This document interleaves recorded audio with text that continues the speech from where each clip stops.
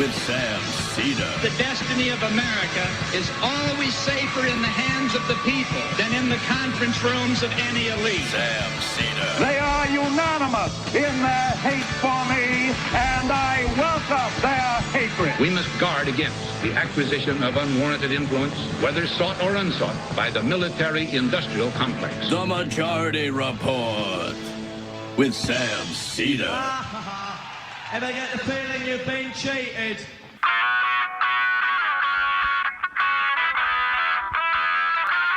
It is Monday, August 14th, 2023. My name is Sam Seder. This is the five-time award-winning Majority Report. We are broadcasting live steps from the industrially ravaged Gowanus Canal in the heartland of America, downtown Brooklyn, USA. On today's program, special day to celebrate what would have been the 40th birthday of Mikhael Brooks yesterday, August 13th. About 3 years and almost a month from his passing. Joining us on the program today, Lisha Brooks, Mikhael's sister. Luke Mayville, co-founder of Reclaim Idaho. Artesia Balthrop, TV, film, and video producer. Drew McHale, scholar in the Center for the Study of Ethnic Conflict at Queen's University, Belfast. Ben Burgess, host of Give Them an Argument with Ben Burgess, will be joining us. Bhaskar Sunkara, president of the Nation magazine, will be here. Also, some videos wishing Mikhael a happy birthday, lamenting that he's not here, obviously, to celebrate it. Meanwhile, in Georgia, prosecutor makes the case in front of a grand jury for electing, for Trump's election tampering indictment. In a sign of rising authoritarianism, cops raid a local Kansas newspaper and journalist's home to quash the story of a DWI. Judge Chutkan warns Trump not to share evidence. Meanwhile, Trump's co-conspirators are at each other's throats. They were for it before they were against it. Republicans who demanded Hunter Biden's special counsel now lamenting they caught the car. Wake of the most deadly wildfire in U.S. history, Hawaii reviews its failed responses. Republicans threaten to impeach newly elected state Supreme Court justice in Wisconsin if she rules on a gerrymandered district case. U.S. ambassador to Australia floats the potential for a plea deal for Julian Assange. Arkansas defends AP African American history course. Although good news, AP European history, you can still take that in Arkansas. Massachusetts 4% millionaire tax is now feeding hundreds of thousands of kids breakfast and lunch at school. And finally, at what cost? At what cost? Top Democrats called for the DOJ to investigate Clarence Thomas. And lastly, Republican presidential hopeful Miami Mayor Francis Suarez, his communications director just got 6 years in a child porn and abuse case. All this and more on today's Majority Report. Welcome, ladies and gentlemen. Thanks for joining us. It is a special day. Emma Vigeland, my co-host here. Thanks for joining us at the beginning of the week. We're going to start off with the video as we do normally, just to cover this story. It's a crazy story out of Kansas, and then we're going to just move in to talk to a bunch of people. Over the past 2 years, we had been recognizing the day that Mikhael passed away. This year, we want to do something a little different, recognize his what would have been his 40th birthday yesterday. In many respects, I think, which is not to imply that he hadn't come into his own when he passed, but this would have been the era, I think, where he really the velocity of his career and his thinking and his output would have probably been at its peak.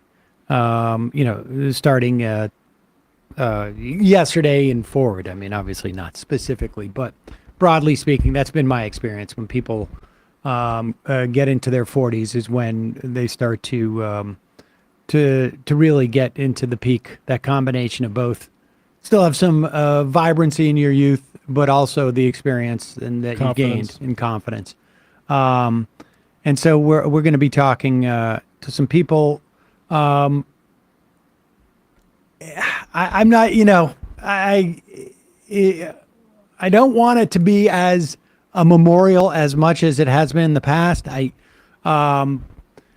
Just trying to, figure out how we move forward, maintaining, at least some of his, the spirit and the sort of the ideas that he had going forward. And this is our attempt this year. And we'll get to that in a moment. I should also say, and I'll mention this throughout the show, do go and look at the TMBS channel. We're going to set up a playlist, and maybe Dorsey can get on that. Maybe just let him know. A playlist of all the Thursdays, and we should probably also do the Michael and Matt Mondays from back in the day. But all the Thursdays that Michael hosted, I mean, that's when he was doing Thursdays and when he was really starting to get into his own. And then obviously the TMBS stuff and the TMBS Legacy Project. It really is a great way to sort of catch up on these ideas. And I think you will get the sense as we talk to some of these folks that Michael's, Michael was generating a lot more sort of like, was working more in theory in the last couple of years of his life, and developing theories and ideas and approaches to a vision that he had of what he would call cosmopolitan socialism. I think we'll talk to at least one or two people about that today. Very worthwhile. Even the videos that would ostensibly feel dated, because of the ideas that he was working with, you'll see that they actually have just as much resonance today as they did when he produced them. Even his book, which I recently narrated, and you should pick that up if you have already gotten the written book, Against the Web, was ostensibly about the IDW, who have all but imploded, but the nature of his analysis of what the IDW was doing, and his notion of how you fight that type of reactionary writing and idea generation, has resonance today. So check that out. Yeah, and I think we have a lot of new listeners to this show that like the debates. People should check out, if you just search Michael Brooks debates, we have titles like Michael Brooks debates a Mayo brain on cable news. Michael Brooks debates another Mayo brain on cable news. Those are also very fun. Is that his I-24 stuff? The I-24 stuff. Those are great. Exactly. Yeah. That's when he started really getting confident in that sort of thing, and it was very funny. And also it was very funny to see him return from the studio triumphant from all of those. Like, I crushed this guy. Yes. All right, let's just catch you up on this story. This is a crazy story coming out of Kansas, and really, in many respects, a tragic one too. The Marion County Record in Kansas was a newspaper, and I don't know if this happened on Friday, I guess. Police, they were doing a story on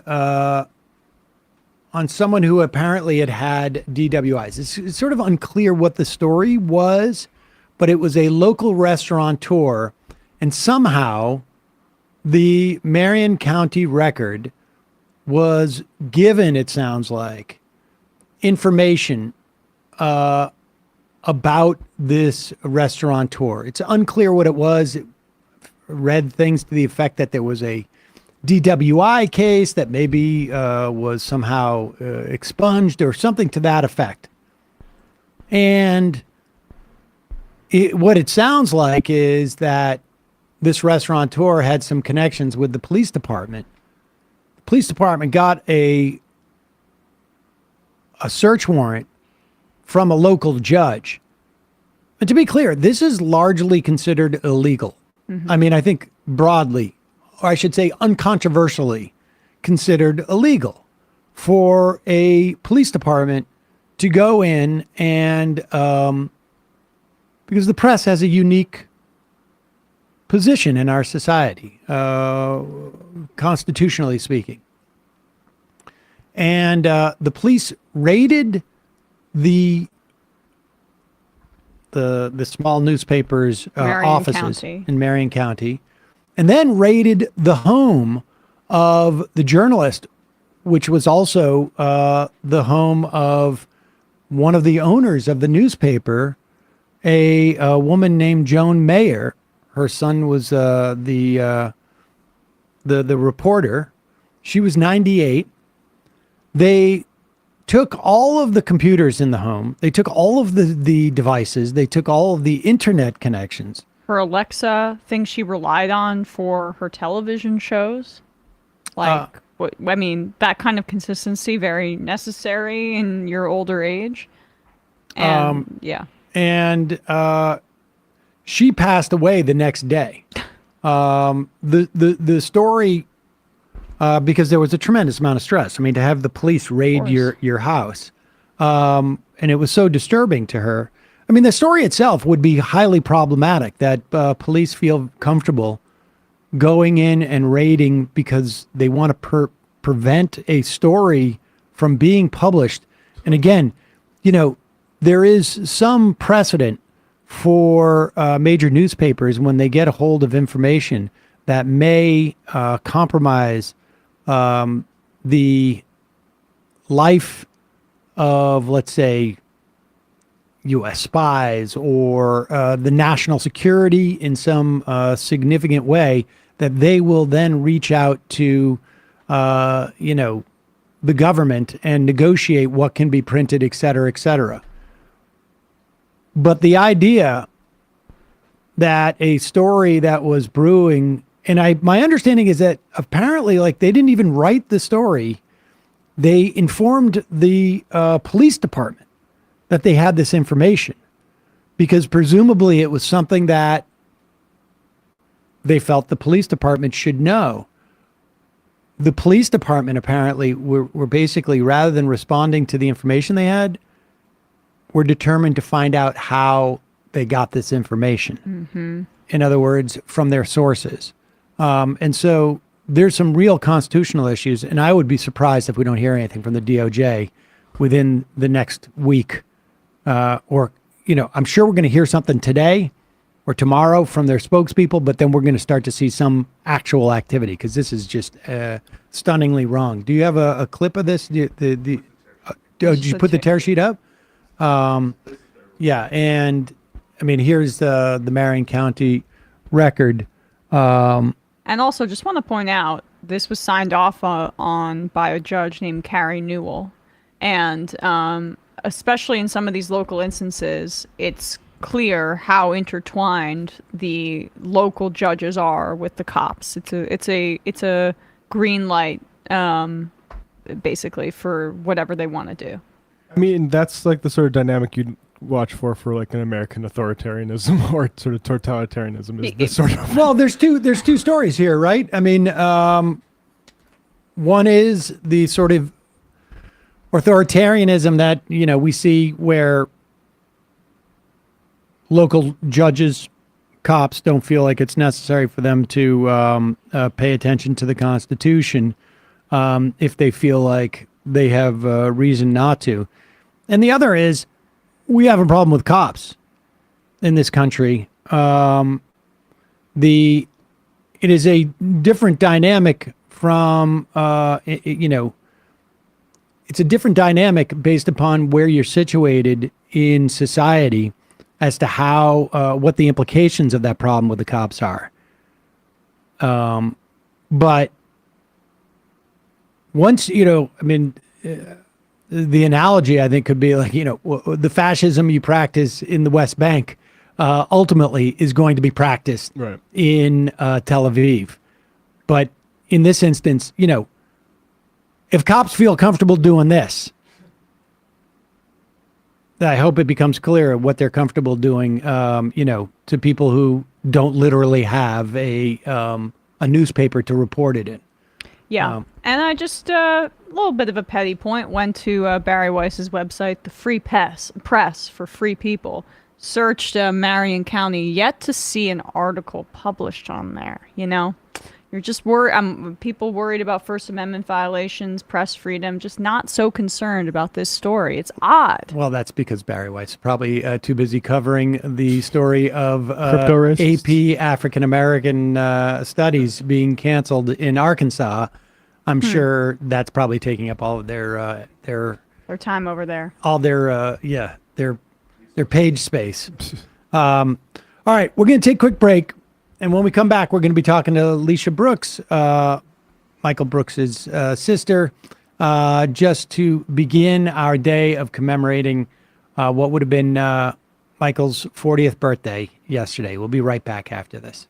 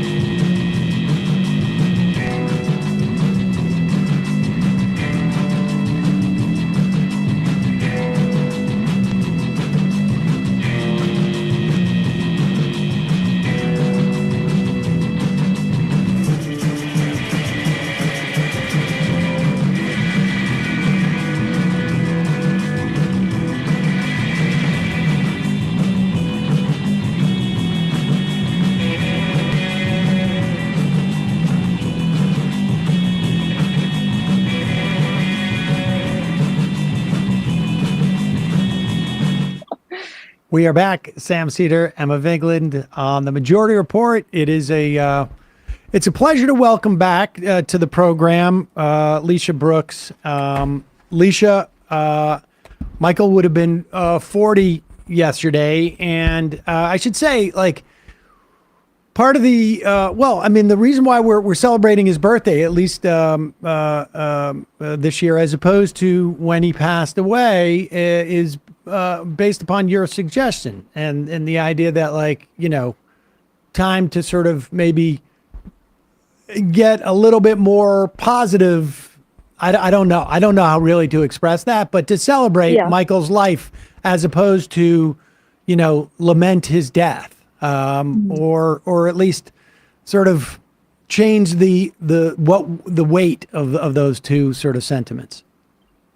Yeah, I mean, so much of what people express like around the country and around the world is that he brought a lot of like levity and optimism to how they felt about the world and their circumstances. So it kind of felt, I don't know, like it's a tricky balance because, I mean, you know, every single day there's this great heaviness and sadness that my brother is dead. And then there's also this like really unusual thing, which is that people still message me, you know, almost daily saying that he's just made them laugh and brought them through such darkness and made them feel like, you know, there maybe is a way out of this.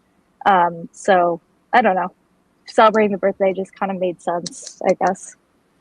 Did I say that any better than? I think you did. I mean, I think you did. I mean, I think you know I like the idea of celebrating his life and the work that we have and sort of like that perspective on you know, bringing guests on who, you know, he particularly enjoyed talking to, and sort of allowing those ideas to continue to sort of like go forward. Give me a sense of like, I guess over the past 3 years, I don't know. I mean, everybody experiences this differently. I think even within the context of our audience too, but for you, what has that been like over the past 3 years? Well, there's like the element of it that's losing my big brother, which is just so intimate and intense and like not, you know, something that I share with other people who have lost siblings, but it's not really something I per se, and they're honestly, it's horrible, but there are a lot of audience members who have also lost siblings. So in that sense, I share that with some people, but then there's also just a lot of people who miss him as, you know, a leader and someone to look to when you're kind of unsure of how to feel about something, or someone to go to when, you know, you're just feeling so like down about everything. And so I also can kind of, you know, identify missing that just perspective in my life and that kind of like, you know, point of reference. So I guess the last 3 years, like a lot of it has just been like coming out of like acute shock and grief and like just kind of getting back into a place where it's not just all I'm thinking about all day, every day. And it's still like, okay, usually like there's certain times of the day or certain things that make me like really think of Michael. I repost the shows on the Patreon on tmbs.com, or sorry, Patreon, I'm asking out laugh, I always used to fetch this, on patreon.com/tmbs. I do a weekly repost re-air of the show. We're up to 112 tomorrow. There was 149 episodes before he passed. And so like that kind of makes me feel like, I don't know, a connection with him, or I'm like helping him. He was always like so overwhelmed by like logistics and like back end stuff. So I kind of feel like I'm like, I don't know, somehow like helping him out or doing something that way. To segue, not to monologue, Sam, but just on the topic, a lot of people have just discovered his work through various shows, including yours. And so it's been cool to see that he's continued to be able to teach, you know, the illicit histories, and some of the interviews that weren't just the weekly show are really evergreen. I know you mentioned that in your intro about how you all were talking about some of the debates and some of the stuff in his book has continued to be helpful to people as like a educational resource. But just the archive of that last couple years of his work are just, you know, immensely educational. Yeah, and I hear. I mean, I probably not necessarily to the extent that you do, but I there's not a week or a couple of days, frankly, like that goes by where I don't hear from a listener on Twitter, or I run into people on the street who talk about, you know, what they learned from Michael, how much they miss Michael, or they've discovered some new thing. And we have listeners, Danarchy, one of them, who like will dig up stuff and put together compilations every now and then, new ones and old ones. You know, for me, the funnest stuff is the comedy, because I have the most, I think, visceral reaction to that, because it like literally just brings me back to times where we were just laughing and he would do his best to crack me up, or vice versa, and that was fun. I mean, it was really just fun.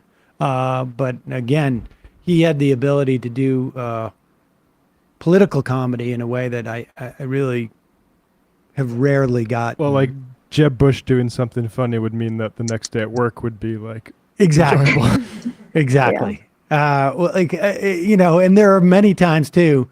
I'm sure you must go through this like in just different aspects of just your daily life. But we had a clip of Vivek Ramaswamy rapping, and I just feel like that would have been 3 or 4 months of Michael dining on that. He would. I think he would just hate Ramaswamy.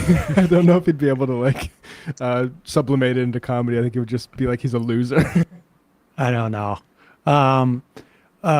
So before we launch off into this, we've got 4 or 5 guests coming up next. Anything else that you want to leave us with? Yeah. Please. I was there. So basically, like the one thing that comes up a lot that people sort of share is that for people who don't kind of organically find Michael's work, they'll be trying to communicate to other people about who he was and what the impact he made was. And it's kind of hard to there's the Majority Report, there's TMBS, there's all of his appearances all over the internet. And so most of your audience is familiar with the fact that I've started working on a documentary about Michael, just kind of, about his education and what led him to this worldview and this body of work, and then kind of just impact post-death. And I got to go to Northern Ireland. Maybe Drew McHale will talk about that. And that was really cool to kind of retrace the steps that he did in Belfast. And it's really exciting to be able to kind of be putting together this doc, but it's also, really draining. Like I've been rewatching those like tribute shows that we did on Majority Report and TMBS, and it's like awful. Like it's really cathartic, and people say really beautiful stuff, and I feel grateful to have it, but it's like there's parts of it that are just like it's overwhelming how much just content of Michael there is, and how much content the internet, at least it felt like to us who were immediately, it just felt like the internet just exploded on July 20th for like about a couple of months, just with amazing tributes and articles and all sorts of Michael. So wading through that, and hoping to make good headway this year. But it's been exciting and fun, and also just really overwhelming and emotionally exhausting. But I just wanted to give a little update on that project, because I'm sure some people are curious. And yeah, I don't know. I miss Michael obviously every day, and I'm laughing because you all who knew him more privately, it's like there's the political routines, but then there's also like, he had Sam, but he did like everyone in my hometown and everyone in my family. And there's just, it's like the news cycle, yes, but then it's just so hard for me to not be able to call him and be like, so-and-so did this. And, just that, the intimate comedy rants were obviously a treat that will be missed. Indeed. Well, Lisha, thanks again. And folks, just give that the Legacy Project URL again. It's patreon.com/TMBS, and it's just the archives of everything Michael put out before his passing. And every week we just do like a roundup and repost the show, and it's available for everyone on his YouTube channel, the Michael Brooks Show YouTube channel, and wherever you get your podcasts. Great, Lisha, thanks so much. It was great to touch base again, and hope to see you soon. Thank you. Happy birthday to Michael. Take care. Lisha. Bye. All right, folks, we're going to continue on we're going to take a quick break. And when we come back, we'll be talking to Luke Mayville, co-founder of Reclaim Idaho.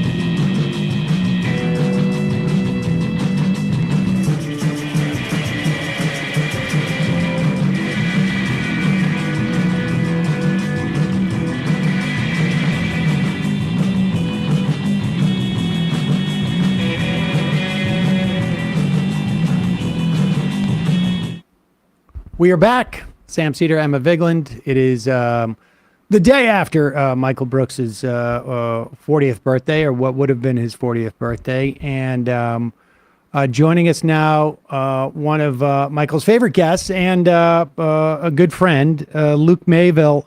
Luke, you are the co-founder of Reclaim Idaho, which you had Michael had direct involvement in, I guess, trying to reclaim Idaho with you. I don't know. Just start off by talking about how you guys met and how that relationship developed. Yeah, well, I would say Michael's most direct involvement in Reclaim Idaho was just the fact that we were such close friends from back in 2008 when we first met in Turkey. And he just played such a formative role in motivating me to do the kind of work I'm doing now. When we first met, we met in Ankara. We were both just starting a study abroad program. We were both, I think, drawn to Turkey because it was still the kind of fallout of the Iraq War. I think Michael had been, I know Michael had been intensely into politics basically his entire life from the time he was, speaking. For me, I had been drawn into politics by the Iraq War. I grew up in a really conservative community and was basically conservative growing up, but was just, moved in a very different direction and had a sense of alienation when we invaded Iraq for no reason, and when there was just this overwhelming pressure from the community that you had to support the war. That was part of what motivated me to want to study the Middle East, and I think Michael was there for similar reasons. We both were really deep into Turkish politics at the time. It was a time when there seemed to be hope that there might be some kind of opening there for a more democratic politics, which then, of course, was completely squashed in the years since then. But yeah, from the very beginning, it was from our very first conversations, we just became very close friends. Something that I wanted to really commemorate today, and I won't be the first person to say it, but maybe I'll be able to put a little bit of a different gloss on it, is just the extraordinary experience of being with Michael. And I think a lot of listeners and people, fans of his, really had a similar experience, which is just this combination of the utmost moral seriousness, just with this raw, uninhibited humor and just completely unrestrained. I remember he used to say, he would kind of tease me for laughing at the jokes, but not like making the jokes. And he would say, "Unlike you, I'm tapped into my inner reptilian. I'm not afraid to let my reptilian, go live." And that was just the experience of being with him. There was always, you were always just alternating between the most serious, conversations. Like when we were in Turkey, something that I think a lot of people might not be aware of is he was a really serious student of international politics. I know that came out on the Majority Report.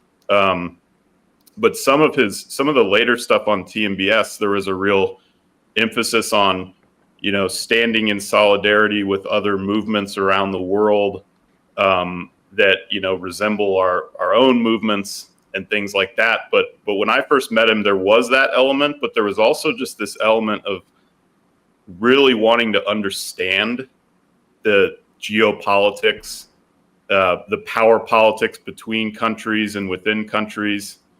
He could just, more than probably anyone I knew or even anyone I met, and I went on to study, politics pretty intensely myself in a PhD program. But maybe more than anyone I met, he was capable of going into the internal politics of just 50 different countries around the world and really understanding the players, understanding the interests, understanding what was at stake in all of the conflicts. And that, I think, clearly came out in his later ability to just hold forth and analyze all these different political situations around the world. But then, of course, he, alternating between a conversation about Afghanistan or whatever it was, and then just launching into, like Lisha just said, it wasn't just impressions of Bill Clinton or Obama or whatever. It was impressions of every single person we met in Turkey, including me. And I was some kind of combination of like Johnny Cash and George W. Bush, I think. Well, just as a reminder for people, Michael hosted early on, I feel like, in when he joined the Majority Report. It might have been like I feel like 2012, a podcast called, I think it was Intersection, for Aslan Media. And it may have been 2012, it may have been, it was probably 2012. And I don't know how many episodes he did. I feel like it lasted for maybe 6 months to a year or something, but it was all just exclusively foreign policy. His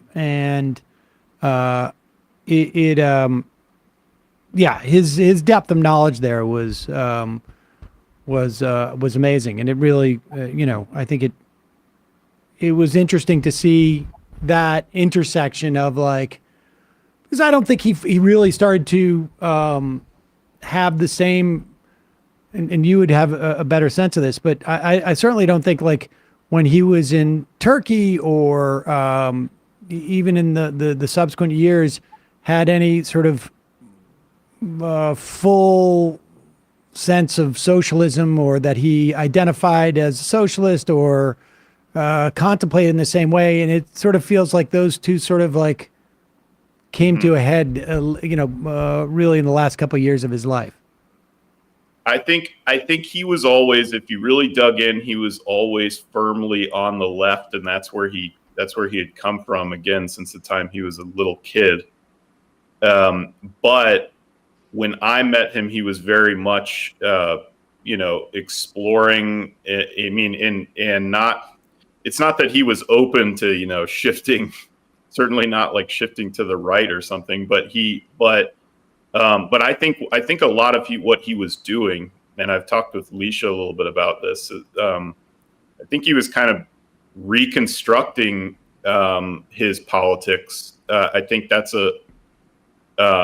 in my view, that's part of what made him so compelling as a political thinker, is that he had these formative years, being involved in activist communities when he was 12 years old. Yep. In Western Massachusetts. And, being a kind of political radical way back. But then as he grew more intellectually, he actually took the opportunity to really reconstruct his views and put them on more solid ground. And that meant that he was willing to go in different directions and really entertain a lot of different ideas, and be in dialogue with a lot of different ideas. And I think it was really in the last 5 years or so that all of that really congealed into a much more coherent politics that I believe he probably would have more or less stuck with from there on out.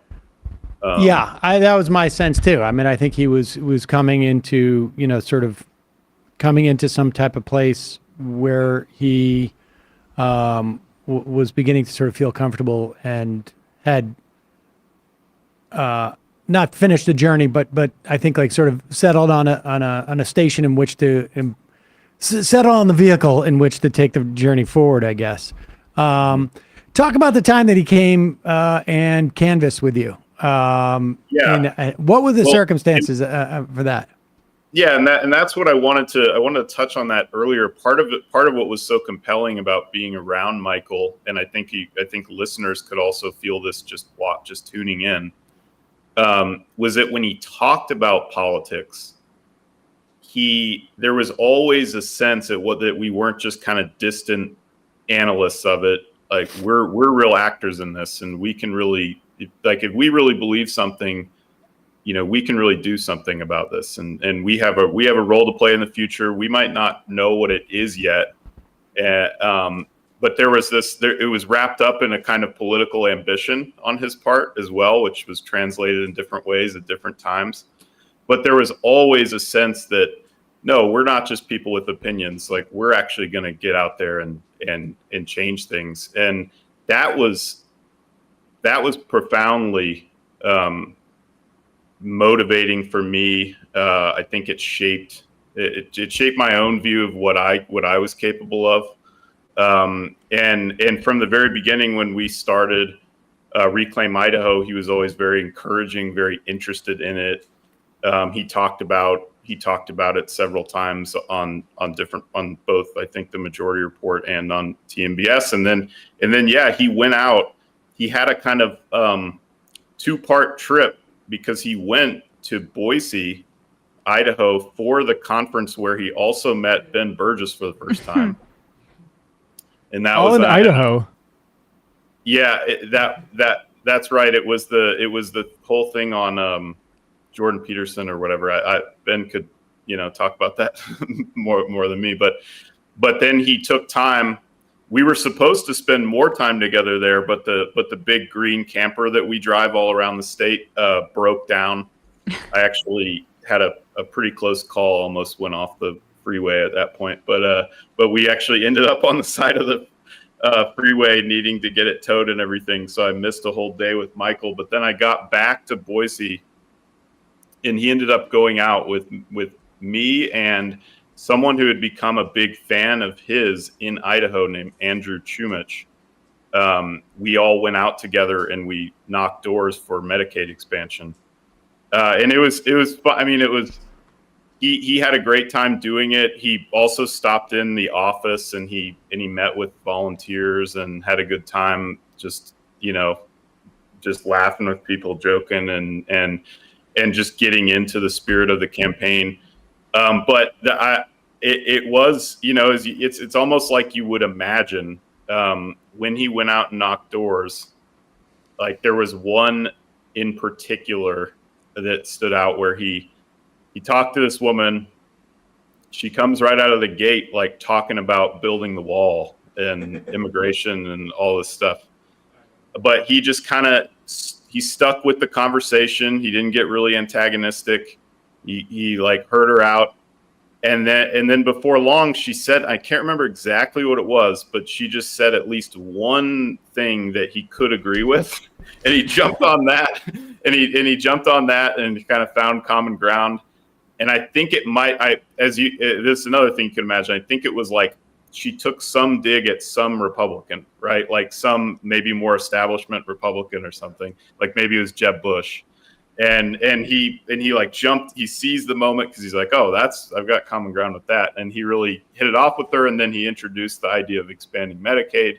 And then she was on board and she was willing to vote yes, which was a common experience, by the way, because we ended up getting about half of Republicans in the state of Idaho to vote yes.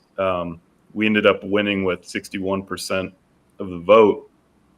And I'll just mention that was something I've thought about in the years since.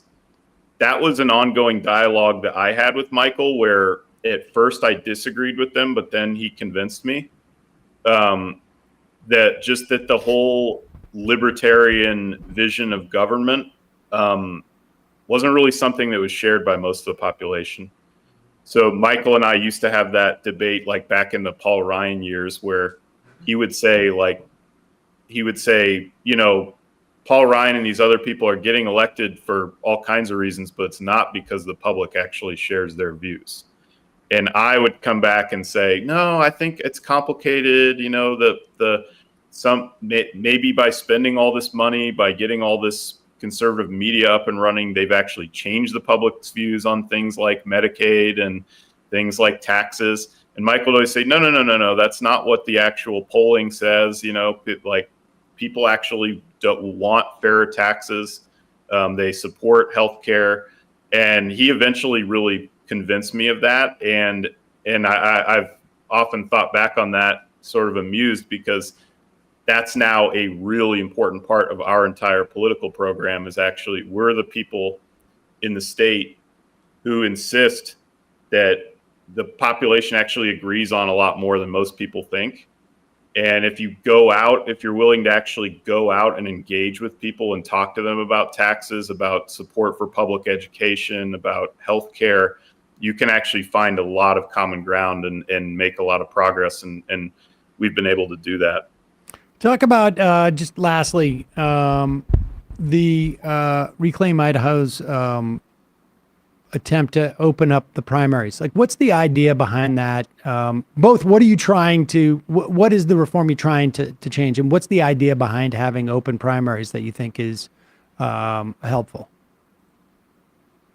Well, so much of our success as an organization and our reason for being has been that there are all these issues, whether it's Medicaid expansion or funding for public education or taxes. There are all these issues where elected officials are just way out of step with the general public. Another example is we just took on this whole fight over school vouchers, where there's this national movement fueled by Betsy DeVos and others to just, impose these privatization schemes on public school systems all across the country.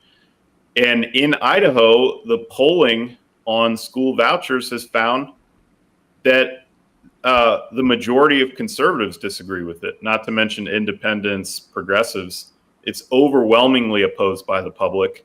And yet you still get these coalitions of elected officials who are trying to do it. So there's this major gap between, the agendas of elected officials and where the public is actually at. When you ask why, we think that there's a lot of reasons why, and you all probably could think of a number of them, but probably the chief reason is the closed primary system. Because and what I mean by that is that most of our elected officials are elected in these closed primaries where very few people vote, number one. Number two, there's over 250,000 independent voters who are blocked from voting. The only way they can vote is if they actually change their affiliation to a political party to vote. And many are reluctant to do that.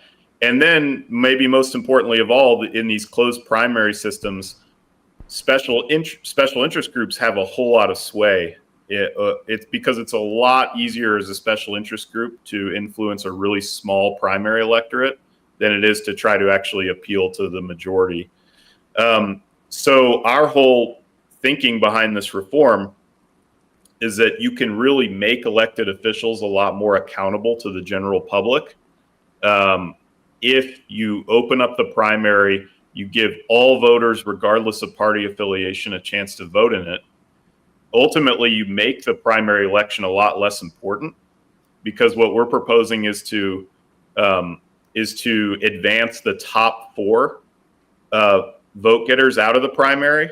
So the primary no longer dramatically narrows who gets through. Instead, you get a lot of options coming into the general election, and then the general electorate has a real choice And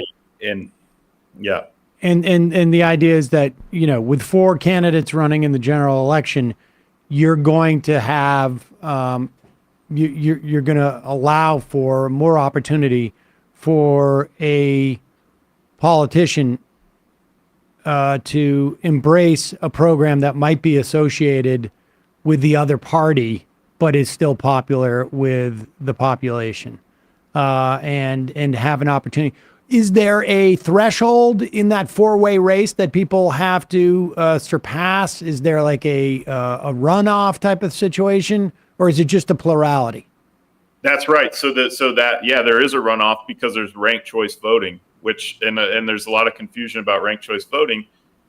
But one way to think about ranked choice voting is that it's what's called an instant runoff, because people don't just vote for their top candidate; they rank them 1 through 4. Oh, I see. Okay.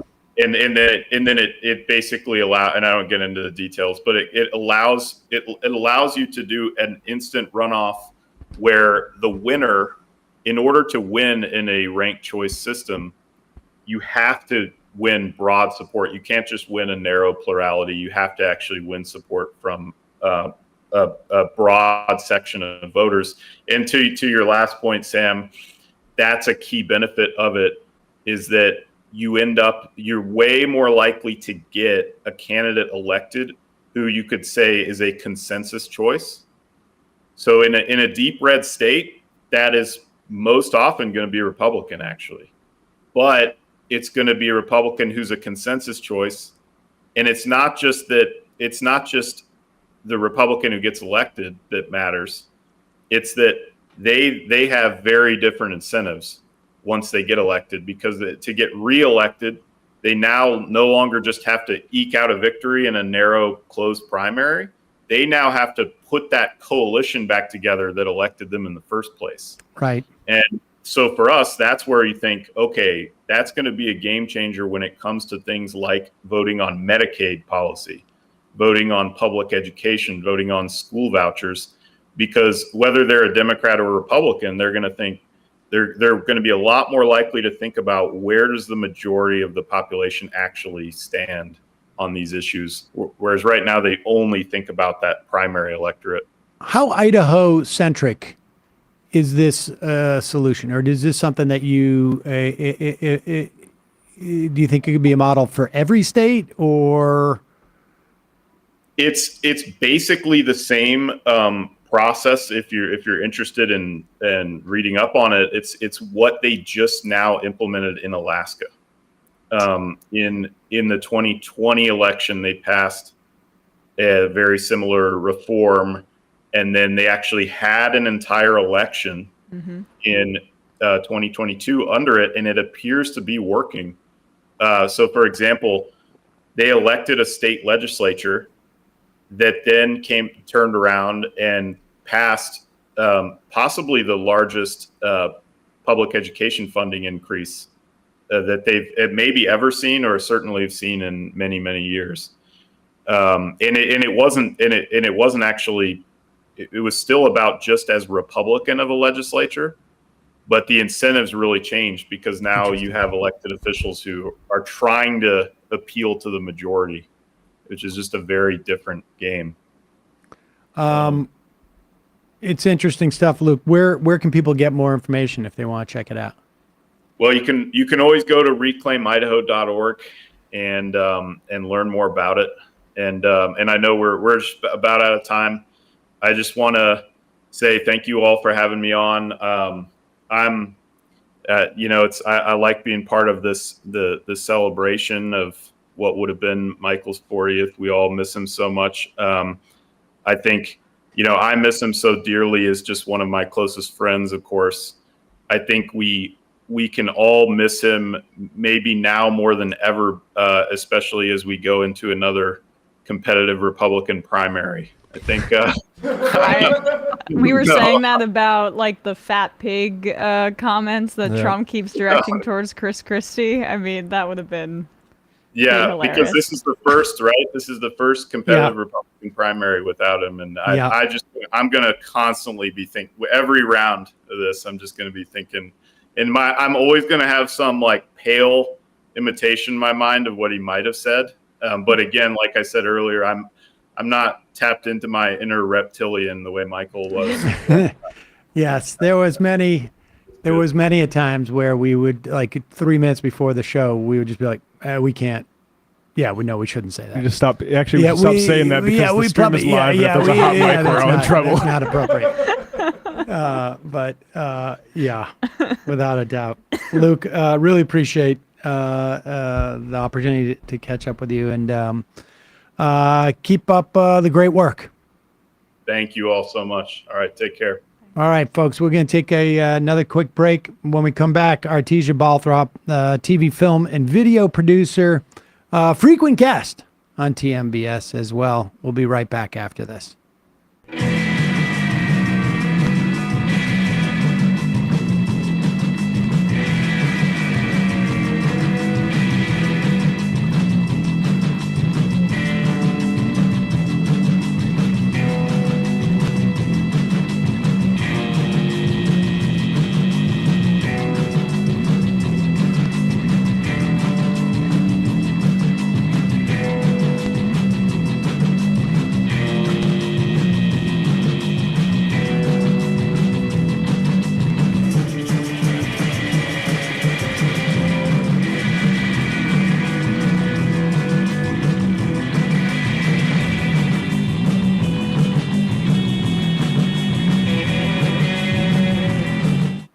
We are back. Sam Seder, Emma Vigeland, Majority Report, celebrating Michael Brooks' 40th, what would have been Michael Brooks' 40th birthday yesterday.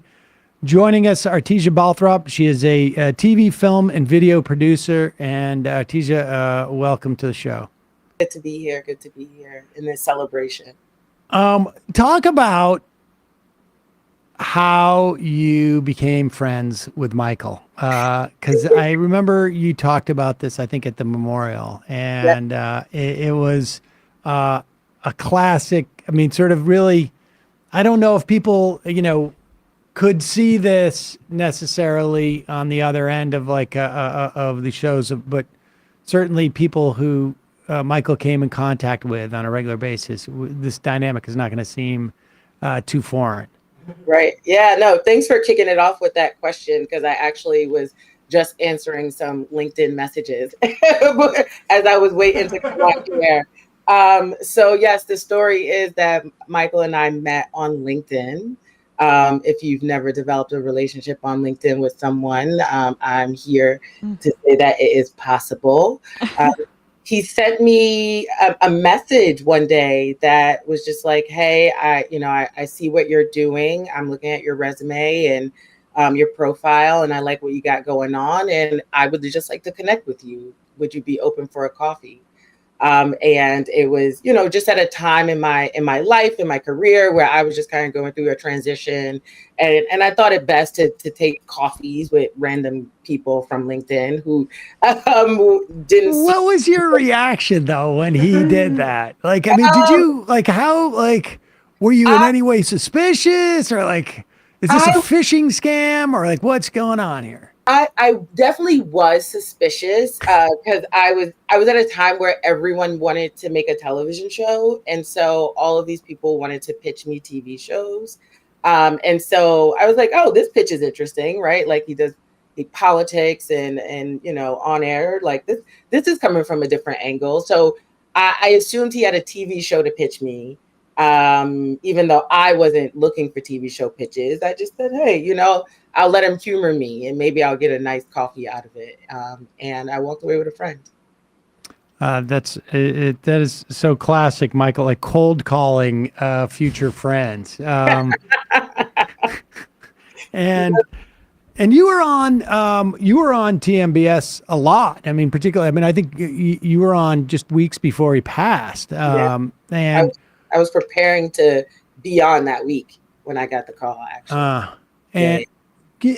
What do you think that Michael, what do you think Michael liked about having you on as a guest so often? Great question. Behind the scenes, what I thought about Michael's approach to the show and just his worldview is he really believed in a think tank model. And he gathered a lot of us together, kind of like parlor room talks, and good stuff came out of those conversations, including the development of the show, came out of just us shooting the shit, having dinner.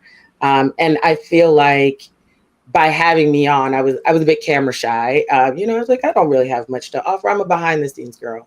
But I felt like Michael really wanted to bring those conversations to his audience, because those are the conversations behind the scenes that really inspired what he did often, and a lot of how he thought about things. So I was very grateful to, have an on-air presence, but it was really just like having a conversation with my friend, like things we would talk about just while we're having a beer.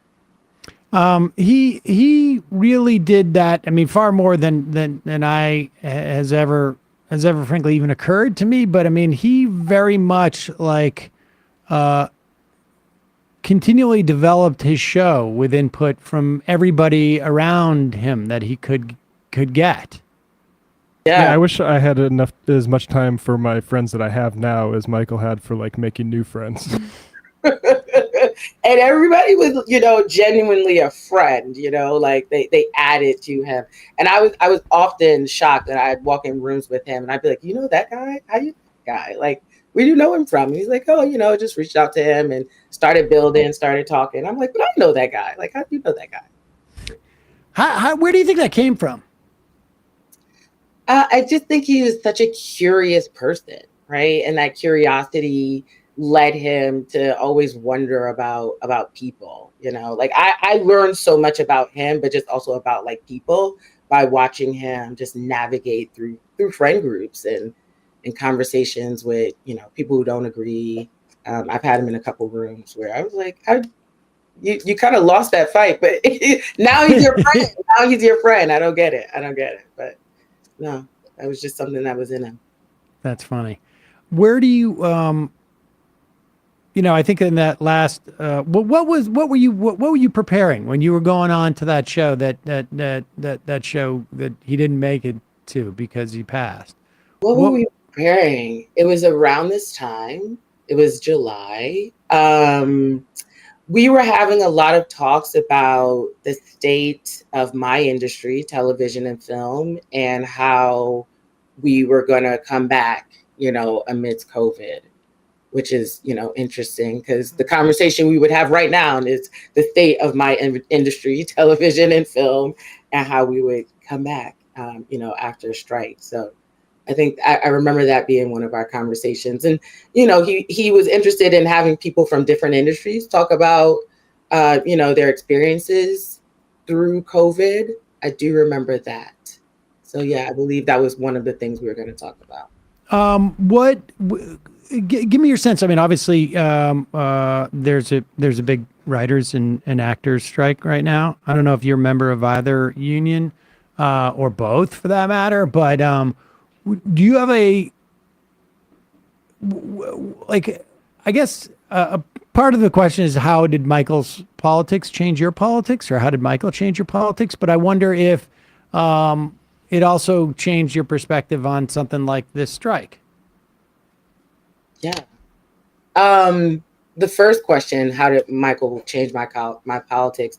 I think always, being of the left-minded, my entire life, and just, naturally how I grew up. And, he always got a kick out of the fact that I went to a Quaker school. So, of course I have that, fairness to me. But I feel like how he changed me in my politics is making me a little more vocal and stronger with those ideas, and, not afraid to express them. It was kind of just something that, I lived every day, and it was in my head, and, how I moved on a daily basis. And Michael, pretty much gave me permission to be radical. So with those things. Did he push you? And I mean, you're talking about how you were behind the scenes mostly, and that's more of your comfort zone. I mean, I think maybe the only time we met in person was at that live show that we did. Yes. Yeah. And I mean, given what you're saying, you being on stage like that maybe didn't come fully naturally in Philly.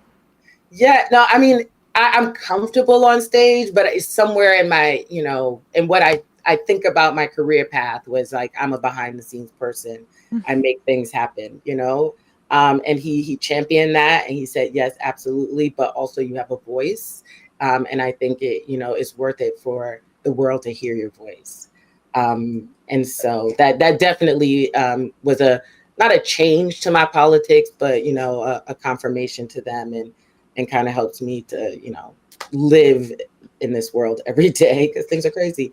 But as far as the strike goes, or just existing in the world of content and capitalism and content being king every day, I feel like Michael taught me how to will those things for what we felt was good, maybe not an overall good, right, to everyone, but sometimes as much as I work in this industry and I rail against it, I still feel like I can use my power and my knowledge and information and years of experience to do some good out there. And I definitely have been inspired by Michael with those thoughts.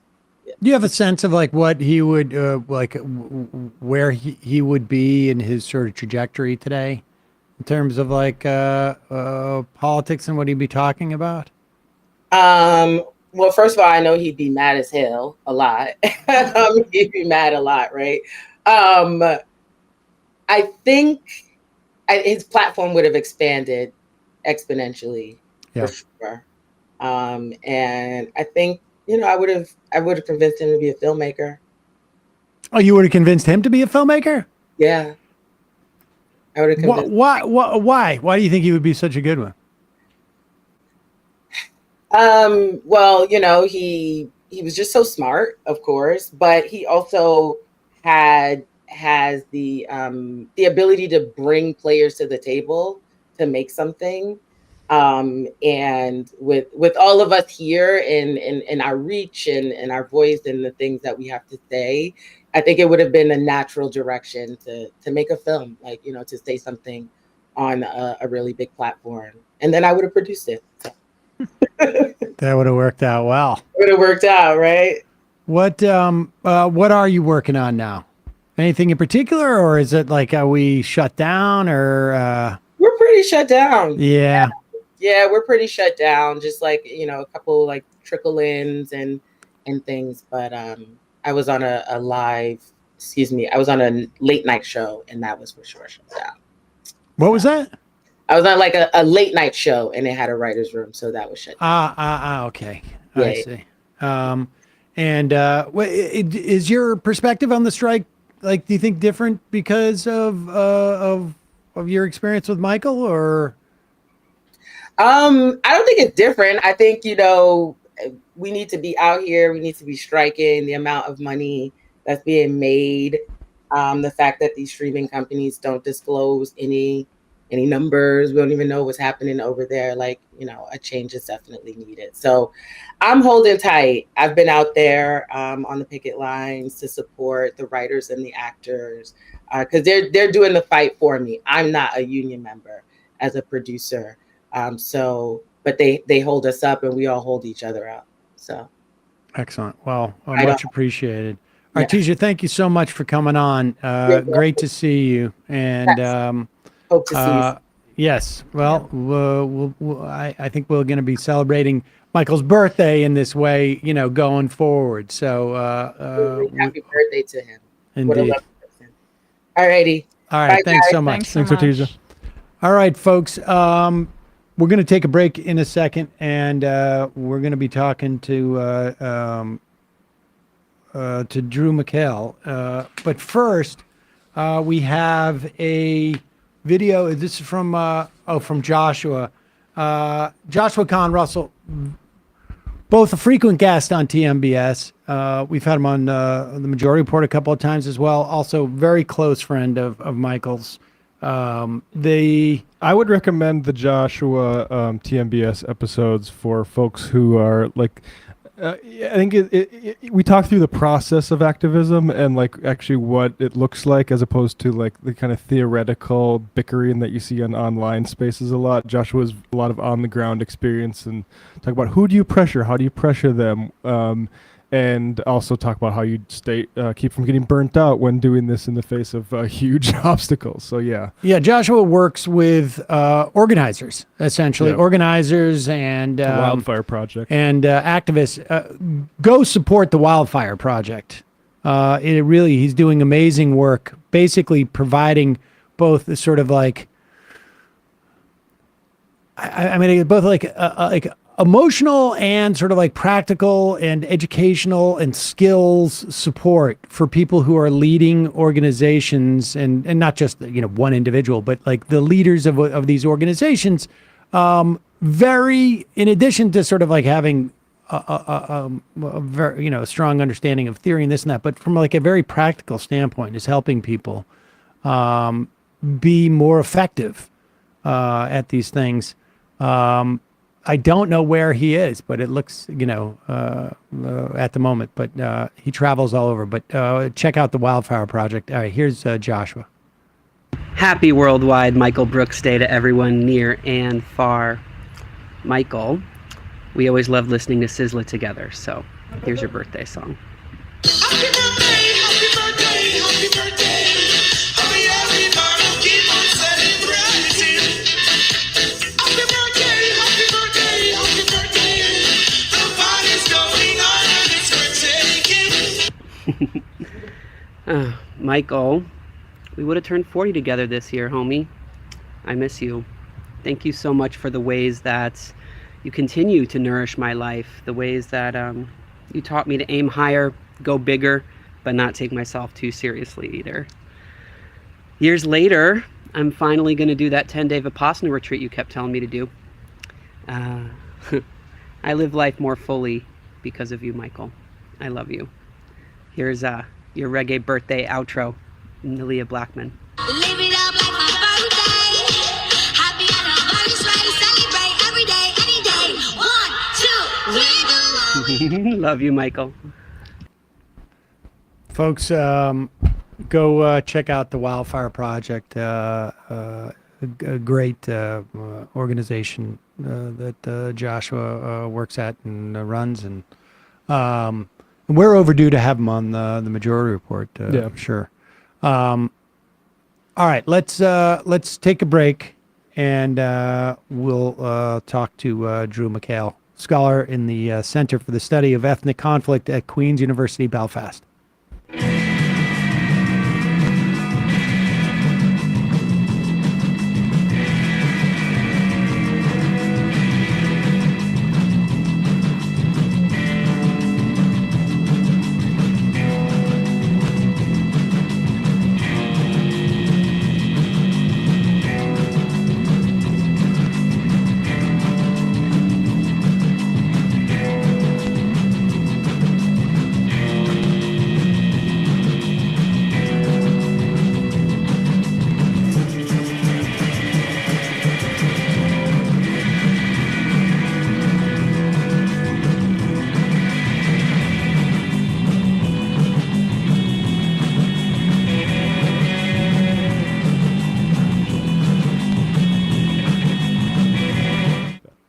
We are back. Sam Seder, Emma Vigeland on the Majority Report.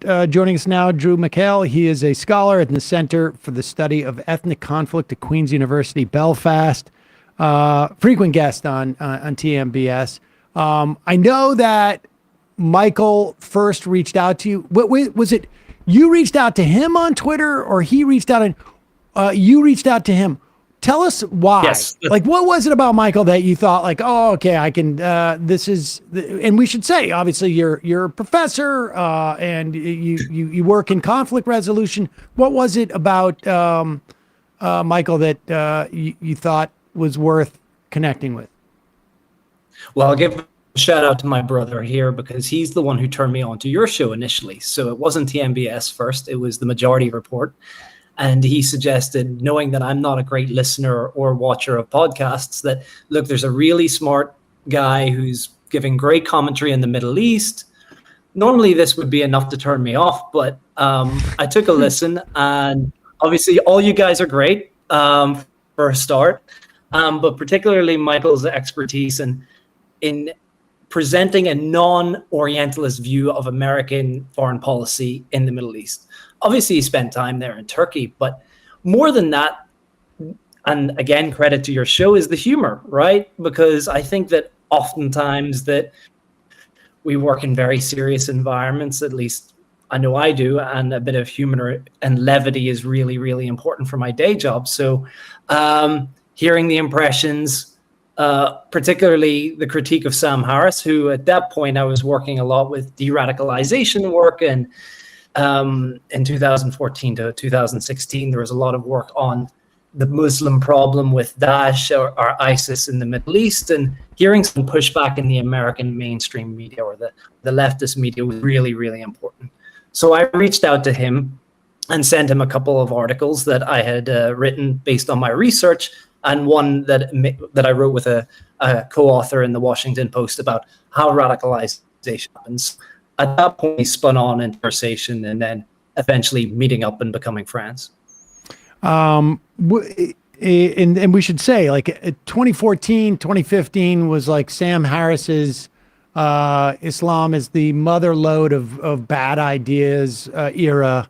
And of course, you know, Michael went on to write a book about the IDW, which was sort of the construction of what Sam Harris was sort of doing was sort of very similar, sort of like providing some type of intellectual cover for really sort of just reactionary and some of the oldest sort of bigotry and prejudice and I guess salutations to the hierarchy that you could find, but it was all repackaged. But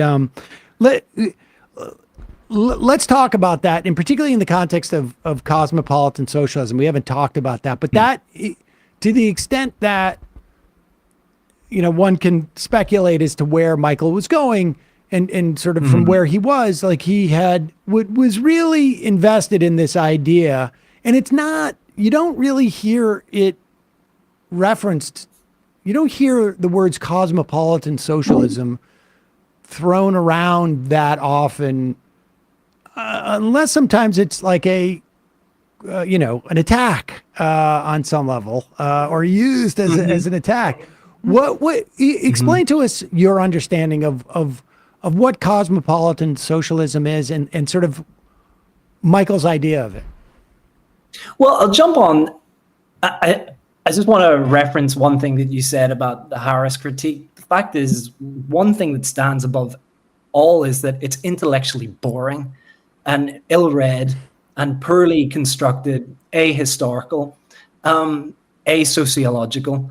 And I think that this was the kernel from certainly my interactions with Michael, and he had a lot of better, greater minds influencing him and talking to him on the regular basis. But my influence or my conversations with him were very much centered around pushing back that, or looking for integration, as it were, looking to sort of understand the composite whole of different systems that we want to critique and replace, different people who manifest or represent those systems, as you just said, who repackaged themselves into American foreign policy or construction of power overseas, and to really provide not only a critique, but a viable alternative for understanding the world, for engaging with it, for seeing the problems rooted not only in our own societies, and this is where the cosmopolitan element for me comes in, seeing the problems of homelessness, or the problems of destitution, or the problems of the failing capitalist economy in the US, seeing how they manifest elsewhere. And particularly in October 2019, I sent Michael a couple of videos on WhatsApp in the middle of the Thawra protests in Lebanon, which was close to a metaphor for late-stage capitalism as I can think of, the worst economic collapse of the last 150 years, according to the World Bank. I said, look, this is actually in a state that is divided, that has historically been divided along ethno-religious lines. We had a great coming together in October 2019. And this sort of represents that hope of cosmopolitanism reaching beyond petty differences or instrumentalized differences historical violent division, and actually setting us on a path of quite frankly economic social justice as well. And I think that with Michael's early forays into writing, because we know that he was an excellent public speaker, he was excellent at engaging with the work on an auditory level. I think that, it's the next step was really trying to crystallize some of those ideas on the page. Something that another scholar or another polemicist could take in another part of the world and really run with some of those ideas for their own context to hopefully draw together a wider, more unitary direction of travel for left-wing politics. That idea of instrumentalized divisions, I think, is one that is really interesting. Will you tease that out for us a little bit, insofar as, like, it doesn't mean that these differences aren't real. It's just that there are multiple different approaches society can take to differences, and in some very, it's just a question of who gets there first, I guess, and what's in their best interests. Will you just tease that out for us? Yeah, and I will apologize for any overly academic language that I might use. I'll try to temper it as best as possible, but in the majority of cases that I work, Great Lakes, East Africa, across the Middle East, particularly Iraq, Lebanon, Burundi, I work in states that have suffered quite a lot of what we would call ethnic conflict, right? For the lack of a better term, it's not always ethnic. It could be religious, could be class. And in the post years of the cessation of violence, you see the same elites most often represented who were part of the warring class, or who are leaders in violence, continuing to move up into political position. And these elites, and when I say instrumentalize, often create their own constituencies around whatever ethnic, we'll use for the shorthand, ethnic borders or ethnic groups that they have, so they can secure their own position in the fauna of the polity, right? They want to maintain their position, privileged position, where they can get access to resource, access to wealth. They can continue to lead their own ethnic constituency many generations down the line. And you don't need to go to East Africa and the Middle East to see it. You can see it in Northern Ireland as well. You can see it in post-conflict states in the global economic north. And the way that you replicate this power is by instrumentalizing and fostering those ethnic differences, those differences that people may have, as you said, rightly have a kernel of truth in difference in the political and social outlook of certain groups. I mean, sorry to use the crude terms, but like we can say Catholics and Protestants in Northern Ireland see how the state of Northern Ireland differently. There's a genuine concern and legitimacy on both sides of that argument. But what the ethnic elites do is try to foster those divisions as much as possible, to keep the options, the political options, as narrow as possible, so the divisions remain salient. And in that saliency, they can continue to use the state apparatus to create clientelistic networks, to embed their own power, and to secure their own political futures, to the detriment of the overall political program of the state and continuing divisions in them. And you see this repeated throughout. How much of that paradigm is applicable, at least in terms of like the dynamics that you're talking about, to something like anything from, I don't know, January 6th in this country, or I mean, Jim Crow in the wake of the Civil War. I mean, it seems like that dynamic, or even in the context of, I just, in the wake of 9/11, and to compare and contrast like what George W. Bush was doing, I had just happened to go to Cuba and watching like the way that Castro was. I just remember a statue of shoot, I can't remember who it was. There's a statue out in front of the U.S. annex where I can't remember his name, but he was a like one of the founding fathers of Cuba, holding Elian and Gonzalez, obviously time and space, but the idea of creating outside nationalism on some level, functioning in the same way that ethnicity or race or whatnot, religion can function. How much of that paradigm is applicable to these different areas?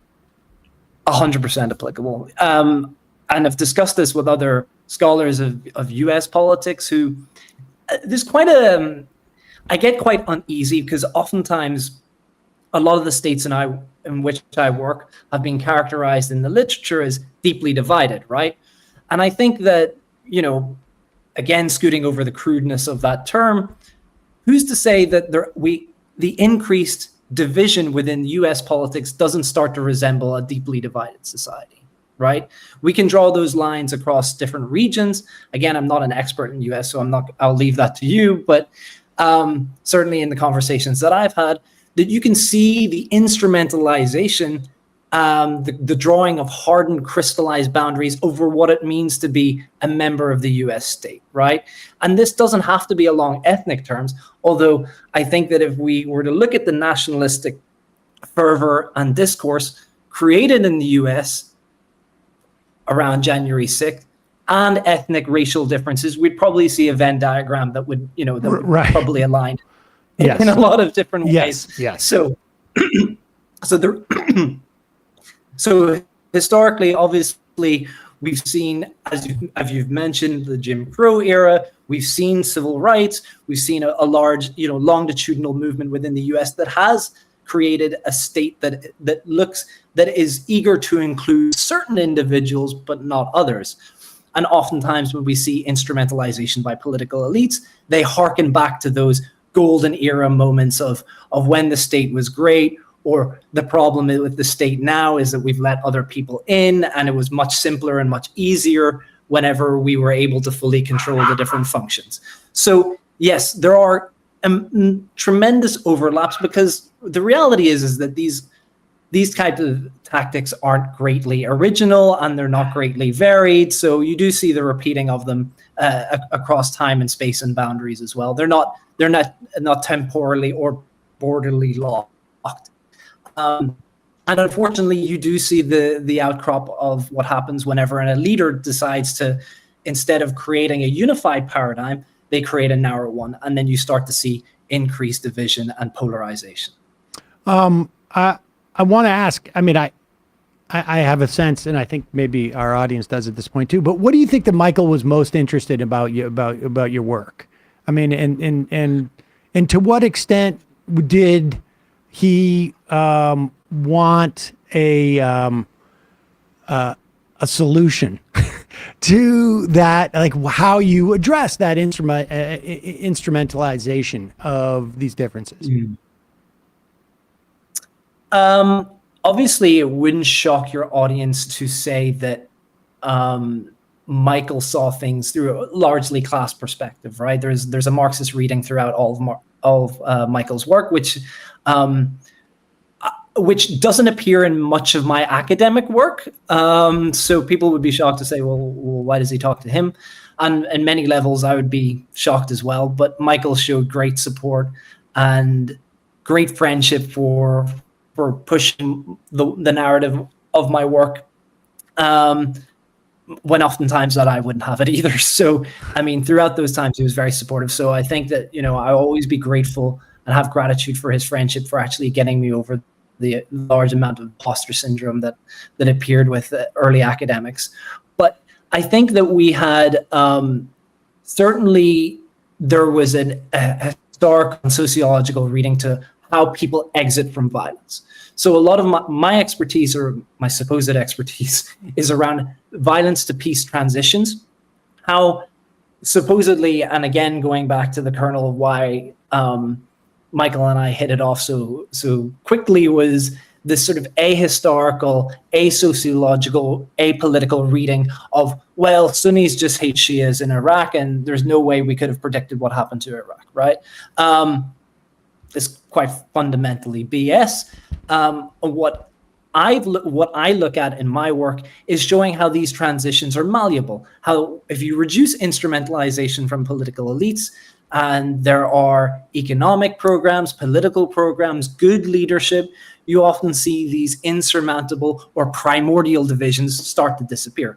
It's incredibly difficult, obviously, because these elites remain in power, and there are also regional and international interests in places like Iraq that potentially have maybe not a willingness to see division, but certainly maybe in the regional context versus Iran versus Saudi's impact in Iraq, but internationally, not everyone is always playing the game of division, but it's still, they can bumble their way into making a lot of mistakes. However, what I've seen in every grassroots community, whether it's Democratic Republic of Congo, whether it's Burundi, whether it's Northern Ireland or Lebanon or Iraq, at grassroots levels, communities that have been considered by outside actors and outside thought leaders and policy leaders as completely insurmountable, often come together in cooperation. So I think that Michael's interest in my work fundamentally was how do we create or scale up some of that collaboration and cooperation that can get over decades worth, in some cases, of violence to actually move towards a political program. And I can't help but think that Michael would have. He was not a. I don't think that he was a class reductionist, but I think he would argue that on some level, once you mitigate or undercut that instrumentalization, what will be left is a sort of a clearer understanding of a class conflict, and it would you'd have solidarity across those differences that had been instrumentalized and sort of inflamed, I guess, for in service of power. Tell us about his visit to Belfast. What anything of note that we should know, or things that we shouldn't know? So let it all be public record now. Exactly. I will say one last thing on that is that there's Nobel Peace Prize winner, a joint Nobel Peace Prize winner, John Hume, who was a civil rights leader in Northern Ireland and represented the nationalist Republican side of the end of the conflict, had a very famous quote saying that you can't eat a flag, right? So this is something that often sticks with me, and you hear other idioms in East Africa, particularly in Burundi. There's an idiom saying a hungry man is an angry man. And I agree 100%. Michael definitely has been portrayed sometimes, now that he's gone, can't defend himself, but as a class reductionist. But I absolutely never saw that at all. And certainly the understanding of whereas you can't eat a flag, you similarly can't base a national project without one or out some common denominator or human denominator drawing people together. And I think that, anyone who knows Michael just knows how important the emotional, the connectivity between people, understanding and having sensitivity and understanding and sympathy and empathy with people was super important. But I will say that the Belfast trip, when I met him in London, and this is something that continued on throughout all of our friendship, was me haranguing him about having time off, right? And I'm sure that anyone close to him probably tried to do the same thing. And I appreciate the direction of travel and the energy that he had, but I was like, at what point are you going to say like a weekend might be enough? Maybe turn off my phone, maybe read a comic, maybe do a lot of different things. So when I met him, he was very tired, and I thought, okay, it's like, can we find a spa or somewhere to like relax? Because we met in London, had a weekend in London, and then went to Belfast. I was like, yeah, sure, no problem. 6 hours later, after he had entered the spa, I wondered if he had fallen into the water and drowned, but thankfully he just needed a very long sleep. But once we got to Belfast, that was the weekend of the Jeffrey Epstein news that had come out during the weekend. So he was completely taken with this the entire time. He's like, right, okay, so at this point, we really need the conspiracy theorists just to like take the lead, and we'll not say anything. We'll not feed into it, but just like have at it, because this is crazy, right? So I will say one thing that I think that I'm probably professionally beyond at this point, but I arranged with a wonderful podcaster and friend, Connor Habib. So he did Connor Habib's show in my office at Queen's University when I was part of the Senator George Mitchell Institute for Peace. And during that weekend in the Epstein file, or because of the Epstein news, one of the people that had appeared on the Epstein plane originally or appeared on the list was Senator George Mitchell. So having gone through the lengths to set up the podcast and have them sit down, and they were recording in a quiet space, they were like, Connor decides to say, well, isn't it interesting that we're sitting in the Senator Mitchell, in the Senator Mitchell, I'm in the background, please, no, shut up. I was like, they'll track it back to me and I'm fired on the spot. But so apart from escaping the professional consequences of drawing that connection through, it was a great trip. I mean, Michael met my family. We got drunk. We had lots of good food. We had a tour. Often one of the tours in Northern Ireland is the that everyone does if they're politically interested, is what they call the Bombs and Bullets tour. So I had a taxi driver in which he was convinced that he was going to create his next character from this taxi driver. And usually they're ex-prisoners from the conflict who usually fought in one side or the other.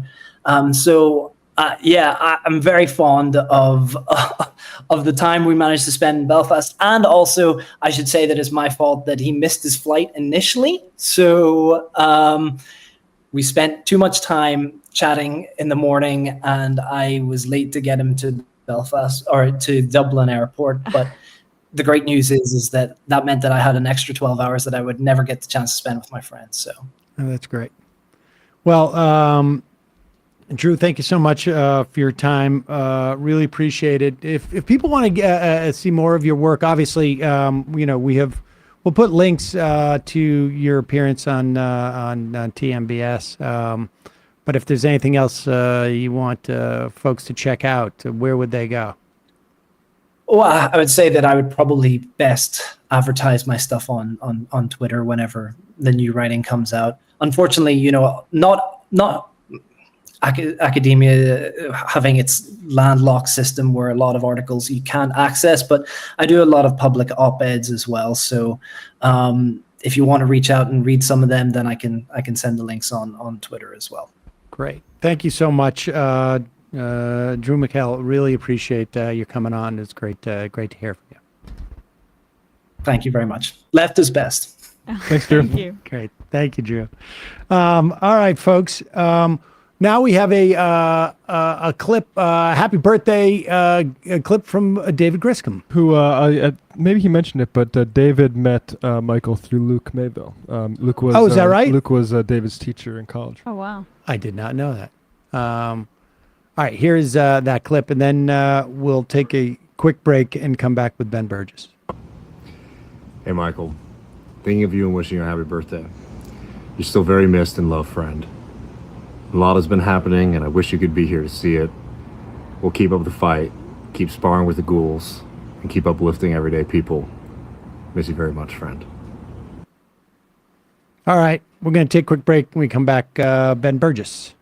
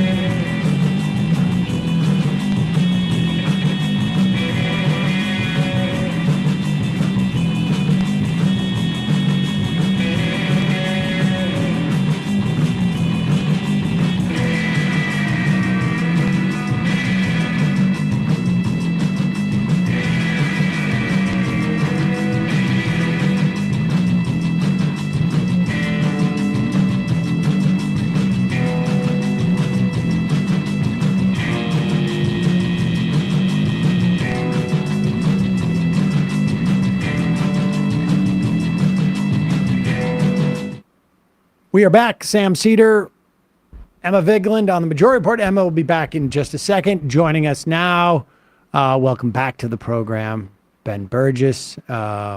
He is, of course, both a columnist at Jacobin and a host, or I should say co-host of, host of Give Them an Argument with Ben Burgess. Ben, great to see you. Yeah, great to be back. 40th birthday of Michael's yesterday. Trying to do a little bit of a celebration. Let me ask you this: where do you think? How many times has it occurred to you to be like wondering, like, I wonder what Michael would be making of this? Because it's weird to think about now, but he left us 3 months, 4 months after like Bernie had left the primary. Mm-hmm. We were still more or less in lockdown. Everybody's still sort of like in, I know. So it's like this stasis. Biden hadn't even gone, I think, at that point to the convention. I mean, so many questions, a lot of stuff. I mean, the pace of things has picked up over the past decade, it feels to me. Maybe the last 8 years, but certainly in the past 3 years, a lot has changed. Like, how often do you contemplate, like, I wonder what Michael would have made of this? Pretty often, honestly. I mean, I think part of the thing is sometimes I think I know the answer because, I can remember, like I had conversations with him or, even I heard him say things on air or whatever that are like, seem like really relevant to whatever's going on at a given moment. But a lot of the times I feel like I actually don't know because part of what I always really valued about those conversations was that there was like a little bit of unpredictability there, that there was, the sort of way that, like, I don't know, I can remember a bunch of times when he wouldn't exactly argue, with what I'd said, but like, I'd like say some stuff and he'd be like, yeah, but like on the other hand, right. And he would, like complicate things in a way that I always found really, really useful, the other sort of layers that he would bring to things, and there's just no way of extrapolating that. Yeah. But on the other hand, from, the stuff that he said when he was alive. Yeah, it's interesting. I've found myself, asking that question a lot, both in regards to like, there's a lot of different sort of things that, areas in terms of Trump, terms of like assessment of what Biden has done, how, we were pretty down on Biden. I mean, both, I was particularly down on his chances to ever get the nomination. I was wrong on that assessment. But also in terms of like where he would move, how much influence Bernie would have, how much influence maybe even Warren would have. Like, where would he be more Buttigieg than Bernie, at least both aspirational and in terms of like activity. I don't know. It's fascinating to sort of speculate, but of course, who knows?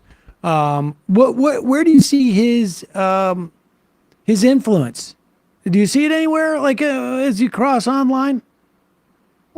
Yeah, that's a really good question. I mean, I think that,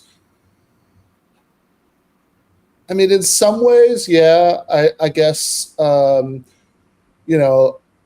guess I do, see it like both in the sort of direct sense, like people will talk about, reading his book, and in I don't know, a more intangible sense that, that I think about people who maybe even have, started, come on the scene a little bit later, but, I think there's a, I think that, yeah, I'll think about like, I don't know,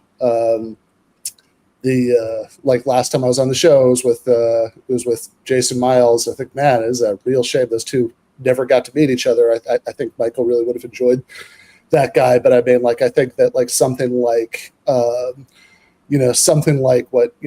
what Jason's show brings, I think there's like something of that kind of like nuance and humor that that reminds me just a little bit of what I always used to value so much about what Michael did. But I mean, the influence question is really hard in general, because I think that one of the things that Michael was really good at was presenting things in ways that were compelling to a lot of different people who don't necessarily always get along, right? It's certainly haven't necessarily in the last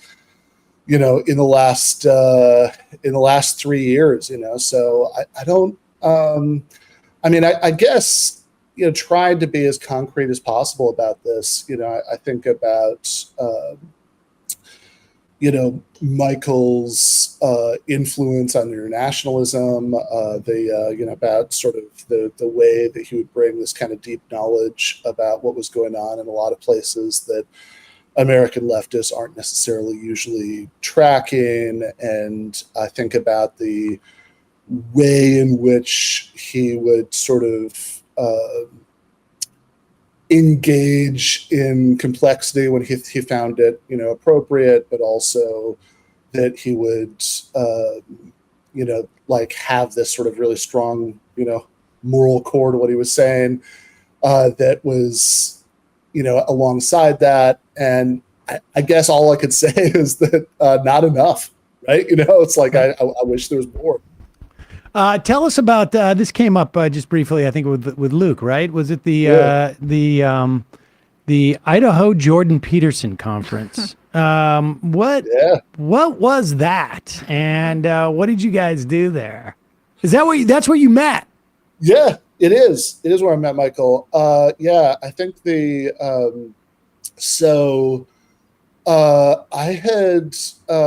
I'd listened to him. I'd listened to TMBS a bit before I met him, but that's where I actually met him. I actually guess also met Luke for like 10 seconds at that conference, because at one point he and Michael actually went out to canvass in Idaho. But the actual conference, right? So it was back in 2018. Doug Lane, who was at that time doing the Zero Books podcast, had Jordan Peterson booked as a guest on the podcast. And then Peterson, or more likely somebody who works for him, had backed out after scheduling the appearance. Presumably they'd like Googled the show and realized it wouldn't be a softball interview. And Doug was mad about that enough. And of course, Doug, I should also say, was the one who published Michael's book Against the Web, as well as my books.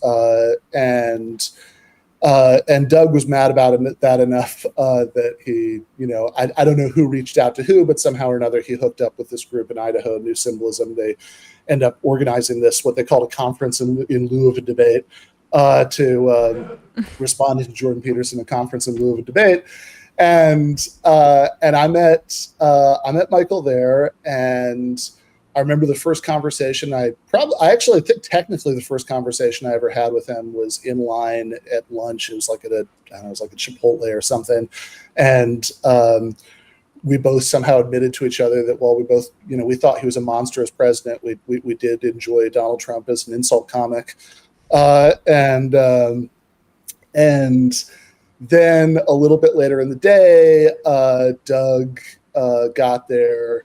And since he owed us both meetings for our books, he ended up taking us both out to bar in the middle of the afternoon, and I ended up having a pretty in-depth conversation with Michael there. And then after that, there was there's this like mini controversy that was going on all weekend because people were upset about this video that Doug had done for Zero Books, and Michael did this very Michael-y thing, which is that he came up with this impression. I must have heard like 30 versions of it over the course of the weekend because he kept like crafting it and adding new stuff to it. And every time, bumped into each other, he would give it to me, verbally. Which was an impression of Doug doing a version of the video that would have been bad enough to justify the backlash. And like 30 times over the course of the weekend, he like comes up to me and sort of does this impression. And I start cracking up. And then he went back to Brooklyn on, I believe it was the Sunday night. And I only left Idaho on the Monday morning, but on Monday morning, I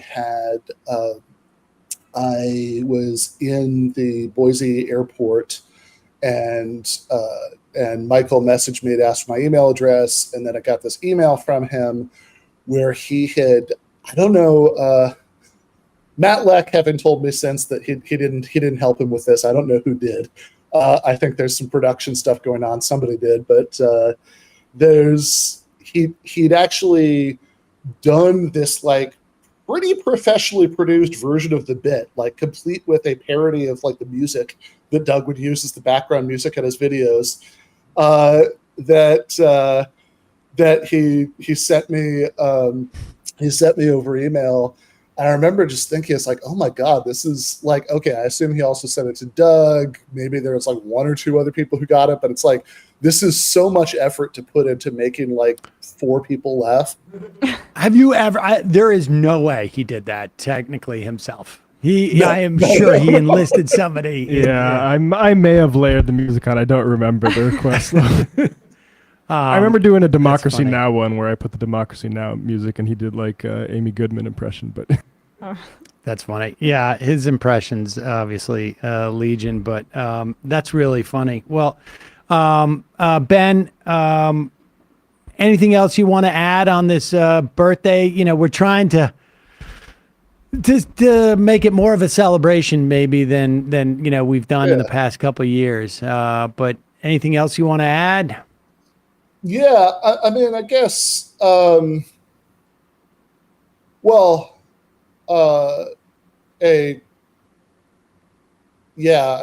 sorry, I was still thinking about the impressions and the ones like how good many of those were and how equally good the off-air ones were to the on-air ones. I'm thinking about like Bhaskar Sunkara. He Mikhael did one, or if you learned his name from Mikhael, Bhaskar Sunkara, to save his life, he could never get that right. That he would do this impression of Bhaskar's parents being like mad that their son was found in this communist magazine instead of like going to medical school and making some money. And yeah, I mean, I think that sort of sameness of the on-air and off-air personas says something about him. And I guess I would just say that it's wild to think about the fact that he would have only just now been turning 40. That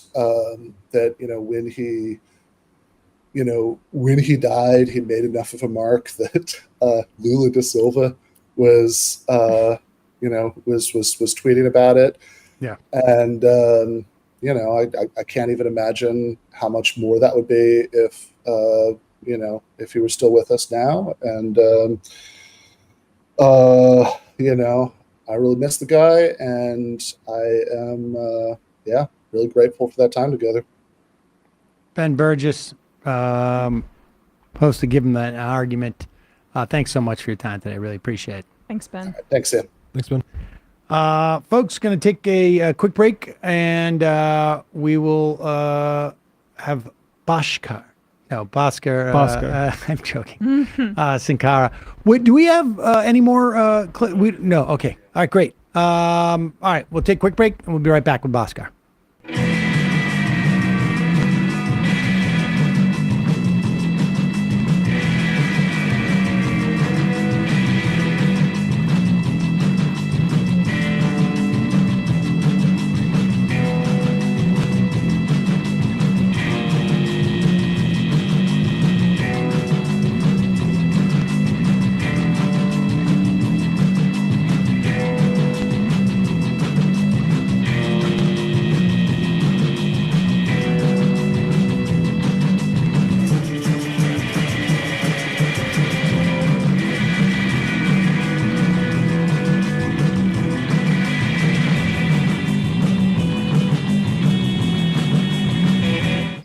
We are back. Sam Seder, Emma Vigland on the Majority Report. I want to welcome to the program. It's either Bhaskar or Bhaskar Sunkara. I was going to say, like, the amount of grief I took from Michael for not being able to pronounce like a wide range of names on this program and words, frankly, and still to this day. What was going on? Like, you guys were friends. Like, I at one point you must have said to him, like, it's not Bhaskar.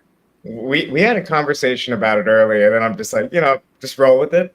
But the thing is, he was a very personable person, so he wouldn't avoid your name. He would say, you know what I mean, Bhaskar. But it was an upgrade. I think early on it might have been Boxcar. So it got a little bit better, and I was willing to settle on that. It's fine. My family's mostly Trinidadian, so we're like the Cajun French of Indian people. We barely know how to pronounce our names. Like I should aspirate the H in my name, and I don't. So it was all fine. All right. Well, it's funny to hear that the amount of grief that he gave me. So we're celebrating his 40th birthday, obviously. What is your sense of like what would he be doing now? Obviously he'd still be doing, a TMBS. I know the guys working on a show as well. But more in the terms of like, where was the trajectory headed in terms of ideologically speaking? So it's very obviously it's hard to say, and one wants to be careful, with someone who's not there to chart their own course. But it is interesting that Michael passed away right at the end of this kind of arc of really fast growth for our part of the left, the broad progressive left, but in particular the socialist left. And he kind of moved along with that left ideologically. By the end, he was a self-described socialist. He was very interested in Marxist, though he tried to bring in all this, Buddhist spirituality stuff, part of our often debates. I told him nothing good has ever come from the subcontinent, and he begged to differ. But so it is very, very hard to say, because he was there when there was a lot of energy and excitement around it. I would say that he became, at least in our conversations, and I think you see this in some of his material, a little critical of some of the existing left and the direction that things were going. But because he was always very mindful of moving along the base of people with him, I'm not sure he definitely, I don't think would have succumbed to, Jimmy Dorism or that sort of contrarianism on the left or just kind of cynicism. I think he fundamentally believed in the project. And also, I think he had a very materialist approach to the left, which is just like society as a whole is filled with lots of contradictions and good and bad. And we try to figure out a way to have one step in the mainstream of society in order to actually reform it and to pull it in a better direction. With the existing left, it was the same thing. I dislike many parts of the orientation of the left on certain issues, the way we approach things through our language or rhetoric or whatever else.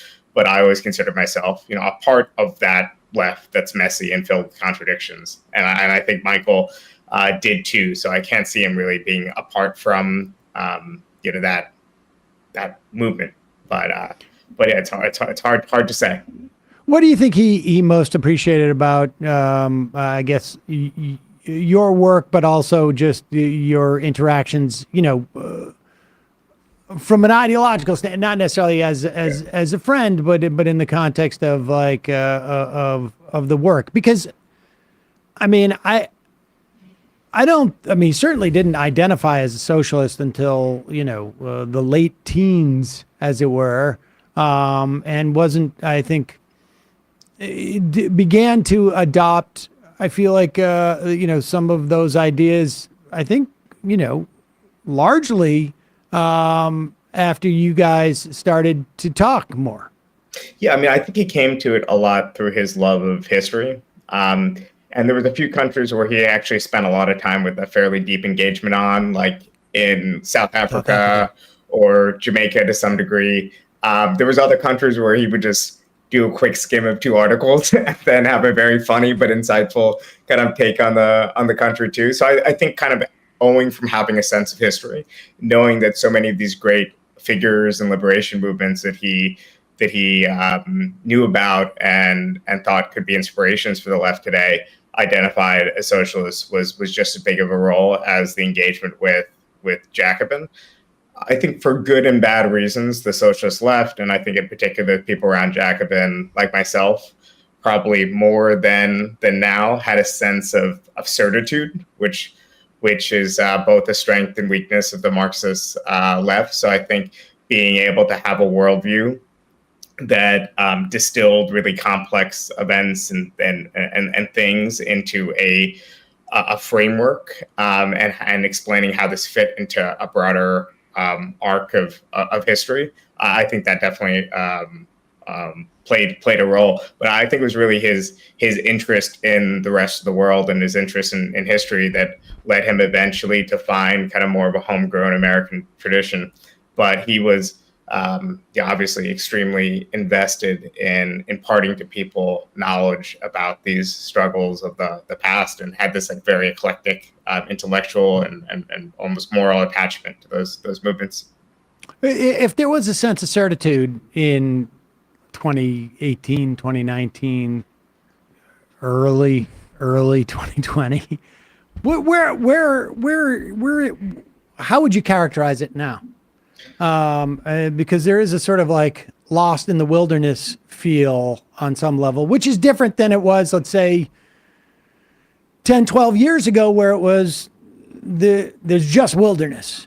There's no entity that's lost so much, at least there feels like there's still sort of like a nascent burgeoning of like a legitimate left in this country, but it's lost. Yeah, I think we thought we found a shortcut to, at the very least, social democracy, and if not something more radical beyond social democracy, through the Bernie Sanders campaigns and through the mobilization of largely a group of young people, including many young workers that attached themselves to the Bernie campaigns, that were politicized by Occupy Wall Street, by Black Lives Matter. And I think there was really a sense that actually we're a movement that has very clear demands. Here's the top 5 immediate demands we stand for. Here's Medicare for all, the Green New Deal. There was a programmatic clarity.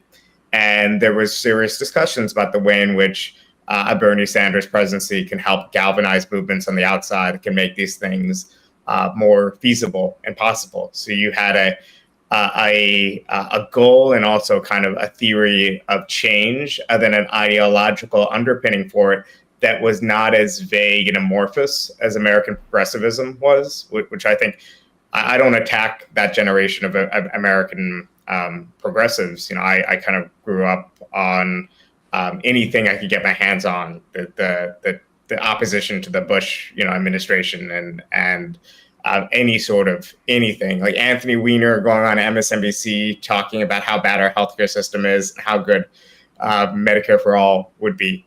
That was a moment, and that was something for a cynical high school student to hang on to. But I do think it was much more defined and more rigorous, and I think that was there. And now it just seems like we have this base of activists. We still have 70, 80,000 people in the Democratic Socialists of America. We have these wider networks. Jacobin is not quite at its peak. We peaked around 74,000 subscribers, maybe at 60 now. And I think DSA had a similar drop from around 100,000 members. But there's still this steady base, when probably both organizations are not going to lose more supporters than that. But where does it go when it feels like you're being caught in a subculture that's both too large to completely disappear, but seemingly too small to have a real impact nationally? So I think now we have to figure out, well, if we don't have an immediate, okay, we're going to change the world in 5 years, how do we survive in organizations and content ourselves with smaller victories and still kind of have a vision of a radical transformation, even though we're mired in the muck of complex and contradictory, real real politics. And I think that's the challenge. So I like to think there's still the same goals, but the time horizons have just shifted. And right now it feels like our goal is just to stay alive for the next 5-10 years and wait for, something to happen in the background that'll allow us to be more useful as a socialist movement. The challenge of those two sort of dual, I guess, mandates, staying somewhat vibrant and also celebrating sort of minor victories. Like, what constitutes a minor victory within the context of that movement? Yeah, I think for one, victories include Bernie Sanders being one of the few politicians, along with other members of the squad, that have engaged in a lot of labor solidarity over the last couple of years and standing side by side with workers as they either go on strike in some cases or use the threat of strike to negotiate stronger contracts, like with the Teamsters recently. I think it means state level success, like you've had with socialist-backed campaigns around public power in New York and elsewhere. And I think sometimes it just involves being voices of opposition against the status quo and keeping us distinct from the Democratic Party mainstream. And that's kind of the very difficult tension. How do we maintain an independent profile to the Democratic Party? And how do we say this is what democratic socialism is and this is how it's different, without losing sight of the fact that we would much rather be in opposition to the horrible centrists in the Democratic Party than to a semi-fascist right? And I think there's lots of things we have to grow up on, but to me, success means people knowing that there is a left alternative to this neoliberal consensus, and that it's the real opposition to it isn't coming from the Donald Trumps of the world, who did absolutely nothing for working people when in power, but from the left. And I think that was much more clear in 2016 than it is today. Right. Insofar as if you have the opportunity to have a foil for these policies, you want it to, you want that argument to be with the center left, if you will, and from the left to the center left. That's where we want on the playing field, and we want to sort of the fascists, I guess, to be out trying to scalp a ticket. Exactly. I love being in opposition to Hillary Clinton. It was probably the greatest, 8 months of my life. And then when Trump came, I think a lot of people were just on the defensive, and we were under attack from all sorts of quarters because they perceived any continual criticism of the Democratic Party as being fundamentally supporting Trump, indirectly. How do you walk that line strategically? I mean, so for instance, just as an example, the Democratic Party was, played in some Republican primaries by, writing an ad like Doug Mastriano is too conservative for Pennsylvania. And then, of course, the Republican Party was like, oh, he's our man in that case. I mean, how much do you, as a socialist, if you want a certain, foil enemy, however it is, you want a certain opposition, which is going to highlight sort of like really the differences you want to highlight. How much do you, how far do you go or not go to sort of help that?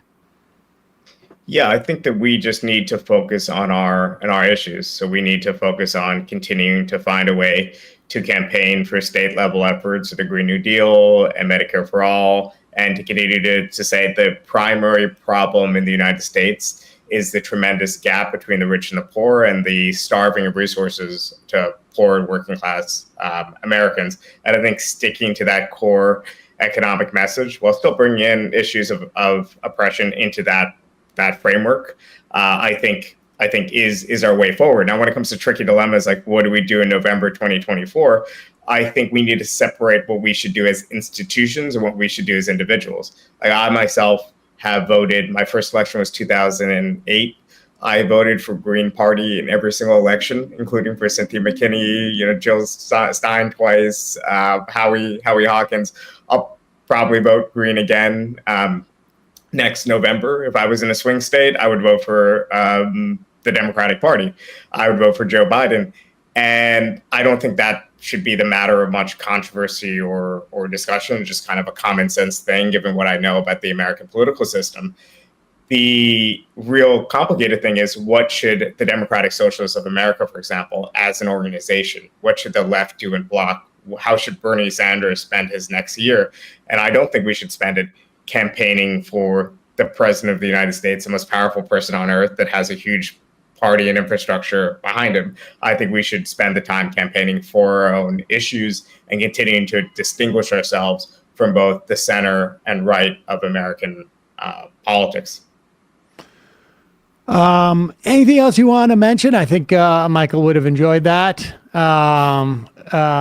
Anything else you want to mention on his what would have been, I guess, yesterday, his 40th birthday?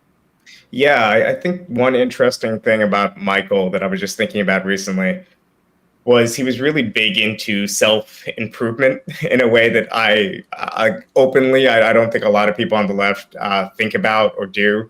I certainly don't. Like this, I have not been on in a long time. But, he, one would consider like meditation as a way to become better at his craft. He thought about his craft a lot in terms of not just what he was learning politically, but also his delivery, how to kind of be funny and better communicate his ideas. He would ask me to ruthlessly criticize his writing. And I would, we would just be meeting and chatting, and he'll say, hey, I'm going to send you over a couple pieces of writing. Can you tell me what's wrong with these pieces of writing? And I'll tell you what was wrong with your last appearance on my show. And then I'm like, well, I don't want to hear that. But he obviously, in his mind, we were both trying to do the same thing. He was now trying to do more writing, which I was better at. And I was, appearing on these shows, which I never really loved these, formats compared to writing. And we both benefit from thinking about what we're doing right and what we're doing wrong, which is just very much common sense. But it's not something that I ever experienced in this world, because either one, people are not taking it seriously enough, what they're doing, but also they were too, people are often too insecure or otherwise too overly confident, that kind of, pendulum, to really think about what they're doing and criticize it and think about how it should be done in a different way. So there's that combination of having enough of an ego to want to present yourself well, but also having enough humility to see where you've went wrong, that I think we should all learn from in little ways. That's really well said. I guess lastly, where do you think he would be sartorially at this point? I mean, Michael moved through a lot of there's other people doing the Adidas tracksuits now. Really? Well, I got news for you. People were doing the Adidas tracksuit in the 80s too. Yeah. I mean, so. But they stopped doing it for a while, and then Michael brought Who's it the back. people? Michael brought it, We'll talk about it later. Okay. but what do you like? Where would he be? Because he went through like a bunch of different stages very quickly, it seemed to me, in terms of clothing. Yeah, I think British teens brought that back, and Michael was just one of the first in the US to pick up on it. I have no idea. I would remind him that he's becoming an older man and he should dress more conservatively, like you, for example, Sam. Thank you. I appreciate that. Yes. Need to be you'd be a great style icon for him. I would be very curious to see what directions his impressions would go. It seems like this current Republican field, besides for Trump, just really doesn't lend itself to the type of parody that we've had. In the I don't know how much time you spent watching DeSantis. Well, first of all, DeSantis for sure, DeSantis, but Vivek Ramaswamy just sounds like a bootleg. Rhymes with cake. Rhymes with cake. Have you not heard the freestyle? I only heard the freestyle because I think Sam sent it to me. So it took me a very long time to discover this. Yeah. But So I have no idea. Who knows how that brain worked and how the right-wing Mandela and other characters came to being. I know how right-wing Mandela came to be. It was because of Rick Santorum. So I did discover a bunch of random voicemail saved on my Dropbox. And I was like, why in the world am I saving voicemails on my Dropbox? Am I like looking to sue someone or blackmail someone? Like, and then I listened to them, and 3 of them were from Michael, and they were various. So one was Michael calling me as my father, asking me why I wasn't a doctor. My dad always tells me that you know, when I was born, my grandfather said, you know, he should either be a doctor or he could be anything he wants as long as he's a good football player. And you know, obviously, I was just soccer, and obviously, right. I'm neither. So I told Michael a version of that, and then he riffed on that. So I had that. I had various other ones might be too hot for this for this venue, but I am going to go through them and see if any are like PG-13 enough, and maybe share them with the world, because you know, some of them were original contributions, not very heavily produced. Like I think Ben says that, you know, his the thing he was talking about was, you know, this is just you know, answer my phone call and I'm going to leave a voicemail, so you know, feel like it's an urgent thing. But that's funny. Well, please keep us informed of those releases. Bhaskar Sunkara, always a pleasure. Thanks, man. Appreciate it. Take care. Thank you.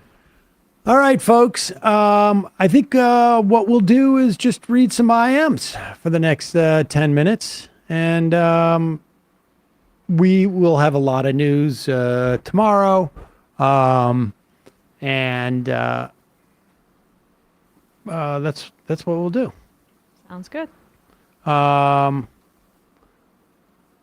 Sam's Tight Pants. Happy Monday, MR Crew. Happy birthday, brother Michael. One piece I wanted to note about the Trump RICO case in Atlanta. While not yet confirmed, I think Judge Robert McBurney will be assigned this case for the Fulton County Superior Court. He likes as much public exposure to trials and proceedings as possible, meaning out of all the Trump trials, this one will be likely viewable to the public, unlike the Jack Smith federal cases. We'll see about that. I mean, it really depends. The federal case, I feel like Congress could push for it. I mean, literally, statutorily, but I don't know if the Republicans want to do that. It's just Josh. I love the show. Recently became a member. I wanted to reach out and see if y'all could work on getting the hosts of Knowledge Fight podcast on. They cover Alex Jones, and I think they would make for a great interview on the Crowder Jones stuff. We had them on for. Didn't we have them on? We had them on for the Alex Jones lawsuit stuff. Back in, we should probably have them on again in September. Kowalski, Sam, in honor of Michael's birthday, we demand you wear the hat. You don't wear the hat. You wouldn't. The fedora?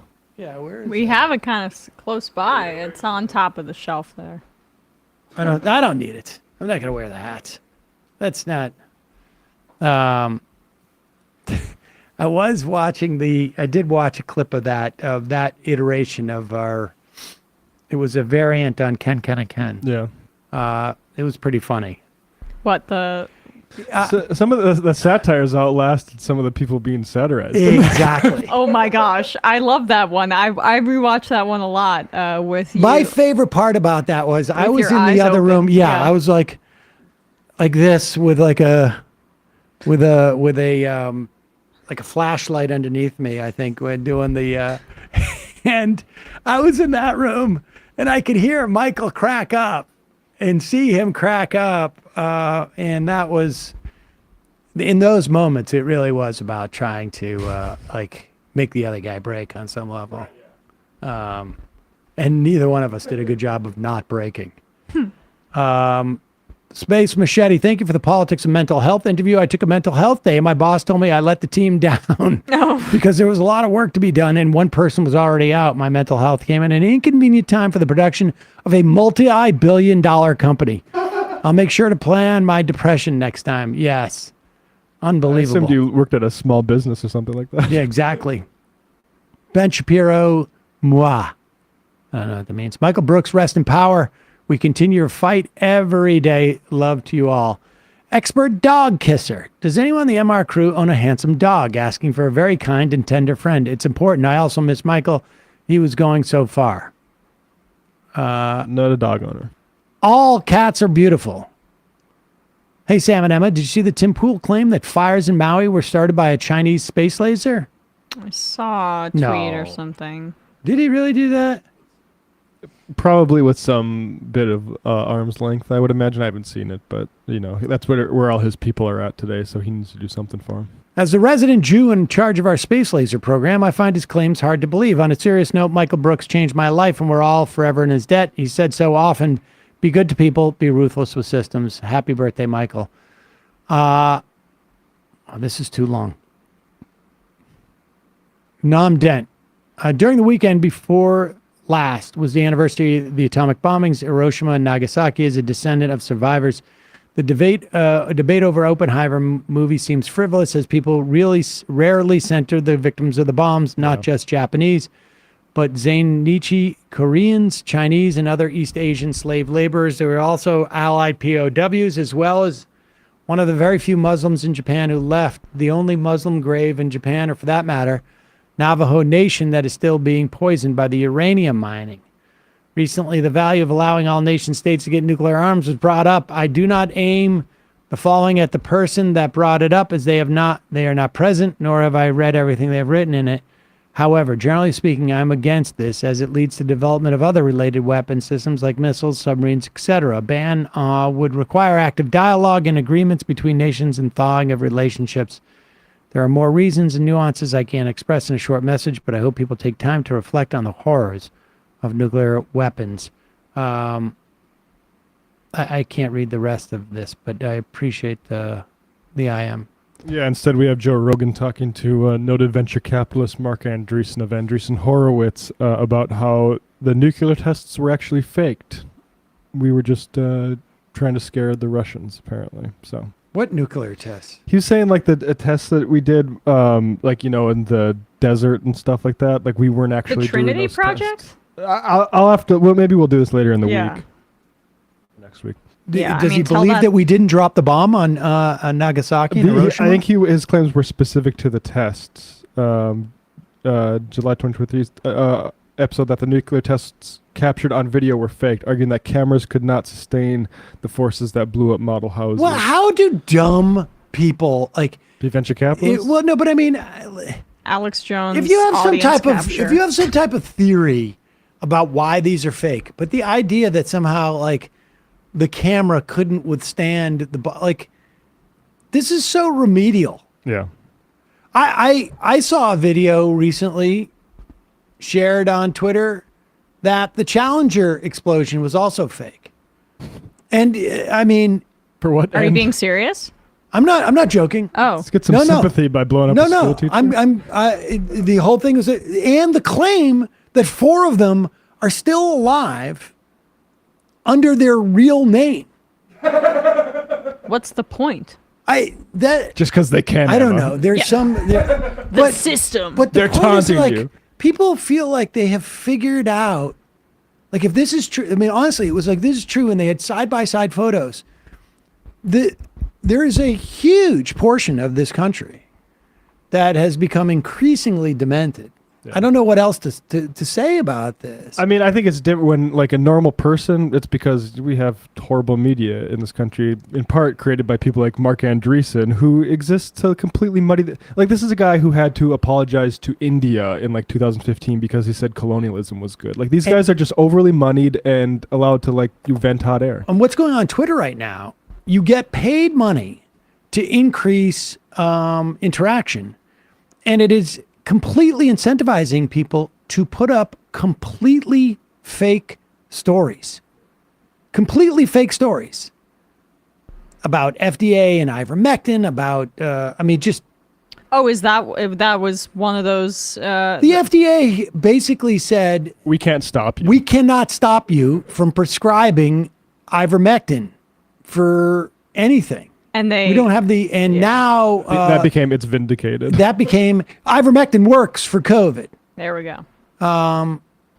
Even on the other side, that Fox News had done an ivermectin, the story about ivermectin giving you diarrhea. Fox News didn't do that. It's just a meme that somebody did because they wanted it to be passed along. I mean, the entire platform is becoming, you're getting paid to lie. Yeah. And it's I'll tell you right now, I I don't share anything on Twitter anymore. Unless I directly know the person, not the person who's retweeted it, the actual, like not the person, but like I'm familiar with them, I should say. Yeah. I use Twitter to mainly make it unpleasant for all the people that are making it unpleasant. And then occasionally I'll Harassment. weigh in and do that. Yeah. But there's stuff I won't pass around on from Twitter, you know, like even if it's something like about, let's say, about Steven Crowder that is being communicated from like 4chan or something, or no, or what was it? I can't remember exactly where it was. I don't remember. But claiming certain things about Crowder and certain, you know, relationships he had or stuff like that. Yeah. I wouldn't pass that around. I wouldn't either. Because I'd you don't take a know look who at it, to though. you don't know who to trust on Twitter. Yeah. That might skim it, though. I read stuff. I'm not saying I don't read it. Might go to the profiles of the people. You know, a lot of people develop a lot of theories about why you would make people pay, do an NDA that was $100,000. Yeah. And, you know, I don't know. You talk about like when Candace Owens up there going like, everybody knows this. Mm-hmm. Did everybody really know about the way he treated his wife? And would Candace Owens really have an issue with some of that kind of like... How would she know that? I don't know. She might know other things. Sometimes people talk at work. Could be other stuff that happened at like, you know, conventions or stuff like that. Anyways, Seder Simp. Good afternoon, MR crew. I didn't start listening until after Michael passed. I have heard nothing but incredible things from him. The left is really missing out on his insight, especially with what's going on since Captain Orange left office. R.I.P. Mr. Brooks. Tomo Flink.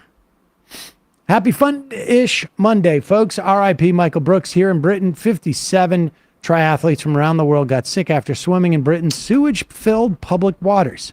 Oh, yeah. But at least Corbyn wasn't able to slightly raise tax on people who earn just over $100,000 per year. Also, Emma, as I've said before, you're a great addition to the Great Majority Report, and I'm sure Michael would be very proud of you. Thank you. I think the first time you were on this program was Michael hosted you. No, I don't think so. I do. Really? Yeah. Oh, maybe I was on TMBS first. Maybe it was TMBS first. I might have been TMBS. That's so long ago. First. It's I hard to know. Hogtown Frown. Hogtown Frown. Michael was instrumental in my moving my politics left. I found a show through him in a roundabout way. I really miss his takes, especially now, but it motivated me to support your show through membership and Left Reckoning. Wish you guys all the best today. Thank you. Matthews Atlantiza. We miss Michael often. His words and ideas will resonate with me and many others. Rest in power.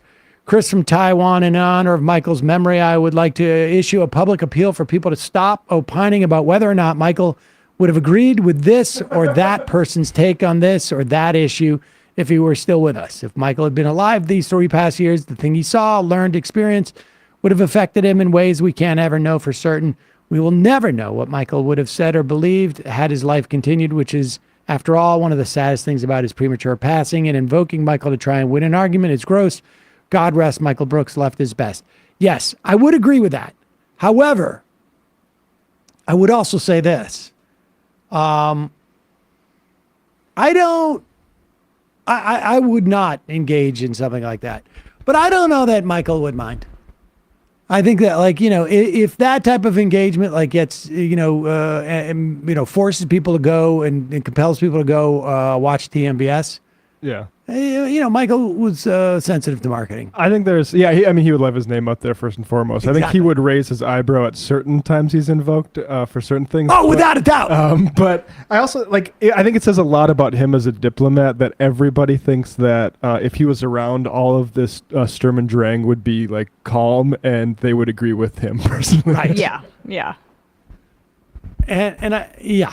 Because the truth is, Michael probably would agree with a lot of contradictory people behind the scenes as a way to try to build common ground on a lot of this stuff, and that was something he was good at. Yeah, Michael is an operator, and he was he would have. It would be interesting though. I mean, I also think it would be a lot of like interesting dilemmas for him. I sometimes am glad he doesn't have to deal with some of them. Yeah. Dave from Jamaica. Matt, remember when Michael was talking to a libertarian caller who thought periodic assassinations would prevent businesses from getting too big in his no government utopia? Never not a good time to drop sizzle. Yeah, that's funny. Juniper J, I'm going to bet the restaurant's owner was a donor to the judge's campaign, etc., and maybe a cousin to the police chief. Thankful that Michael got to meet a free Lula. Question for the Idaho guy. Would a California-like jungle primary be an option? Sorry, I didn't see that. Stride Wild went to Colorado and found out my aunt knows who Charlie Kirk is because of his event at CSU where she was a professor, also recommended her the show, and she loves it. Should clarify, she didn't like him. Yes. A Square. Yeah, I don't imagine. Hello, MR. Thanks for making this day. Michael always missed. People should absolutely check TMBS replays, the 2019, 2020.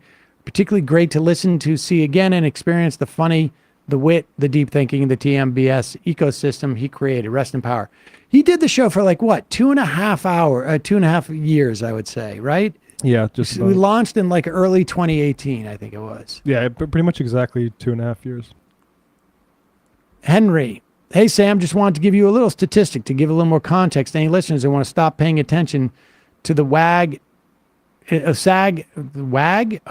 WGA and SAG after strikes. The USA show Suits. Oh yes, actually I had this conversation with Benjamin. That's funny that you just writing this. John Benjamin and I had this conversation last night actually. The USA show Suits was put on Netflix fairly recently. The entire series has been streamed for roughly 3 billion with a B minutes. The writers got less than $3,000 in residuals. Oh my God.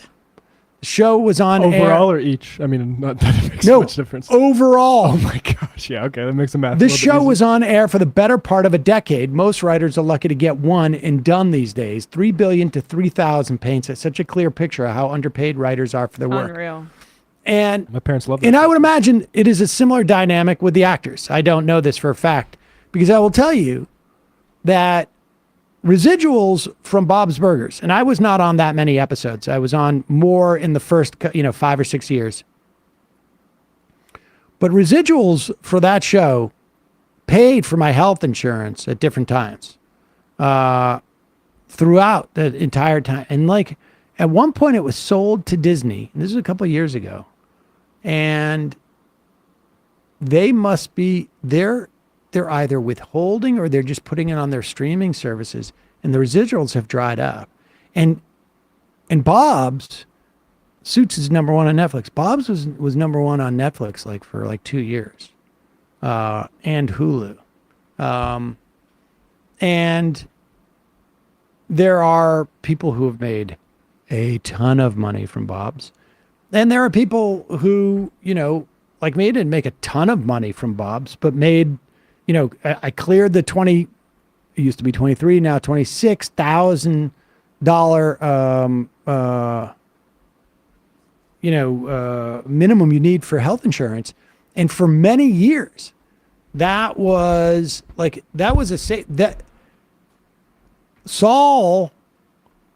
the only thing that ensured that I wasn't bankrupt by Saul, frankly, was because of Bob's Burgers. I just started this show. It's early 2013. This show had been in existence for a year in terms of we were taking, memberships, and it was dicey. It was Bob's, the combination of doing the episodes and the residuals that really did it for me. So it makes a real big difference. Yeah. Militant apathy. It's consent decree time for Marion County. DOJ better sack up and get on that. Huge problem with the whole system. Michael took the time to meet me for dinner before a flight out of Atlanta. I will always remember his intellect and the incredible empathy. Just a good dude. That is exactly what he would do. Hit me up on Messenger. Yes, he was so curious. Even when we disagreed, he was respectful to me. During our last conversation, I was taking a righteous shit on Taibbi and Greenwald.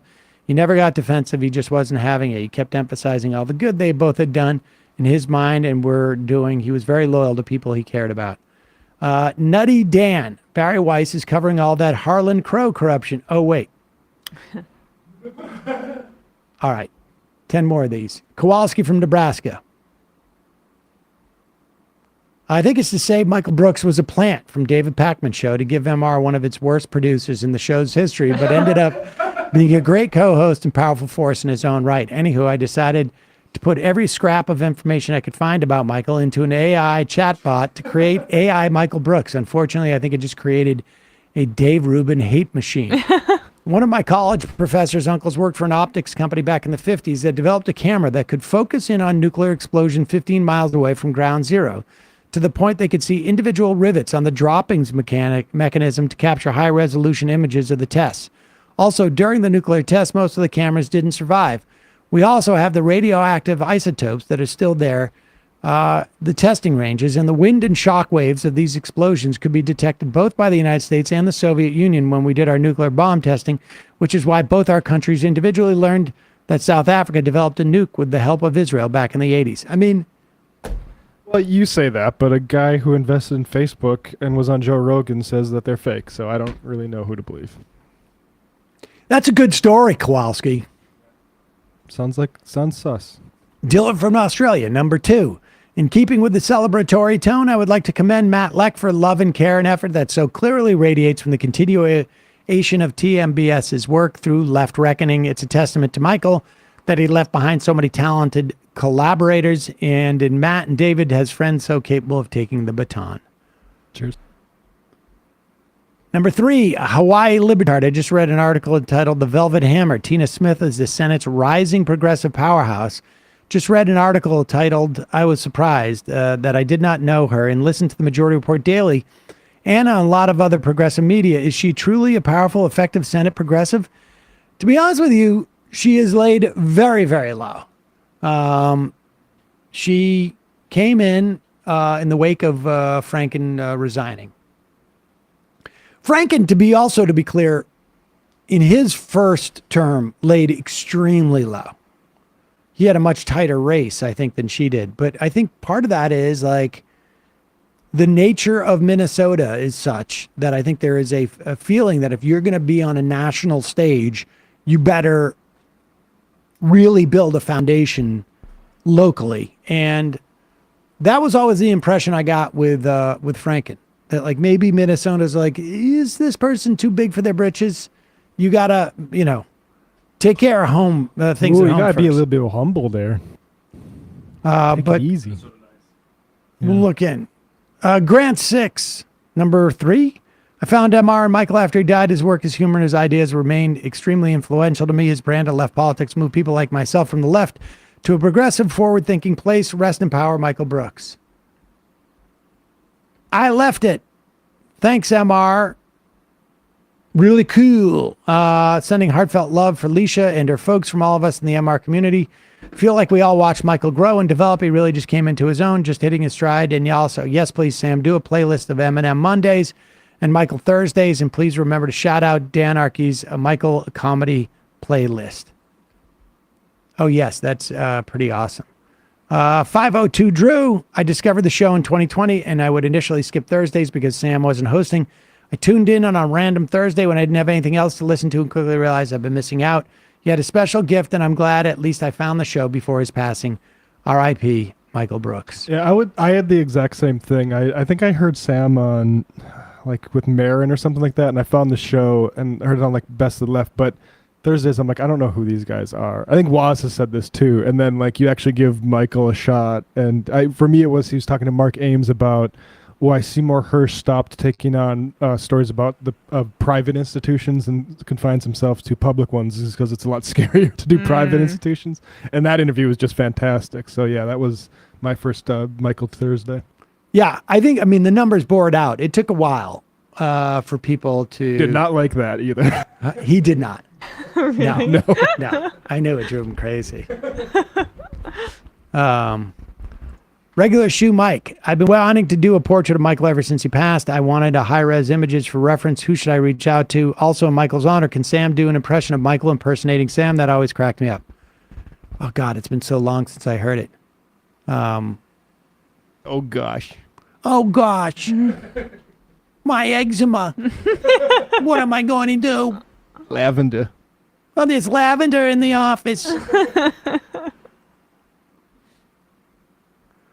Jimmy Dore's Hollywood Mansion. Crowder kills, cooks, and eats dogs, FYI.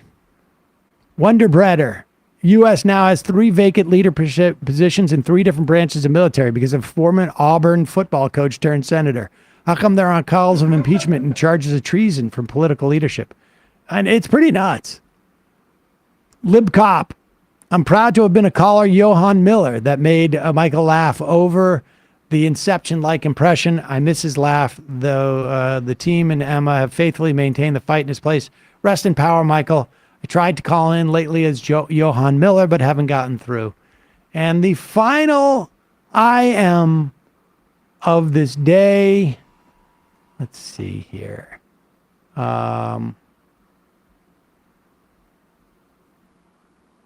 What should we go with? Between the 101 and the 5. Love you, Michael. Changed our lives so much. Left is best forever. Bradley, Matt, Emma, great job today. We'll see you folks tomorrow. Happy birthday, Michael. I am really sorry that you're not here with us to celebrate, and but appreciate all that you left us. We'll see you tomorrow. It might take all the strength I got to get to where I want, but I know somehow I'm gonna get there. I wasn't looking when I just got caught between the truth and the lie bar, but finding out won't make me feel any better. Yeah, I know the clock is ticking, but the meds are gonna kick in, and my pilot light shining bright. I guess somewhere the choice was made for the option where you don't get paid, for the road that bends before it finally breaks you. I guess somehow I lost my drive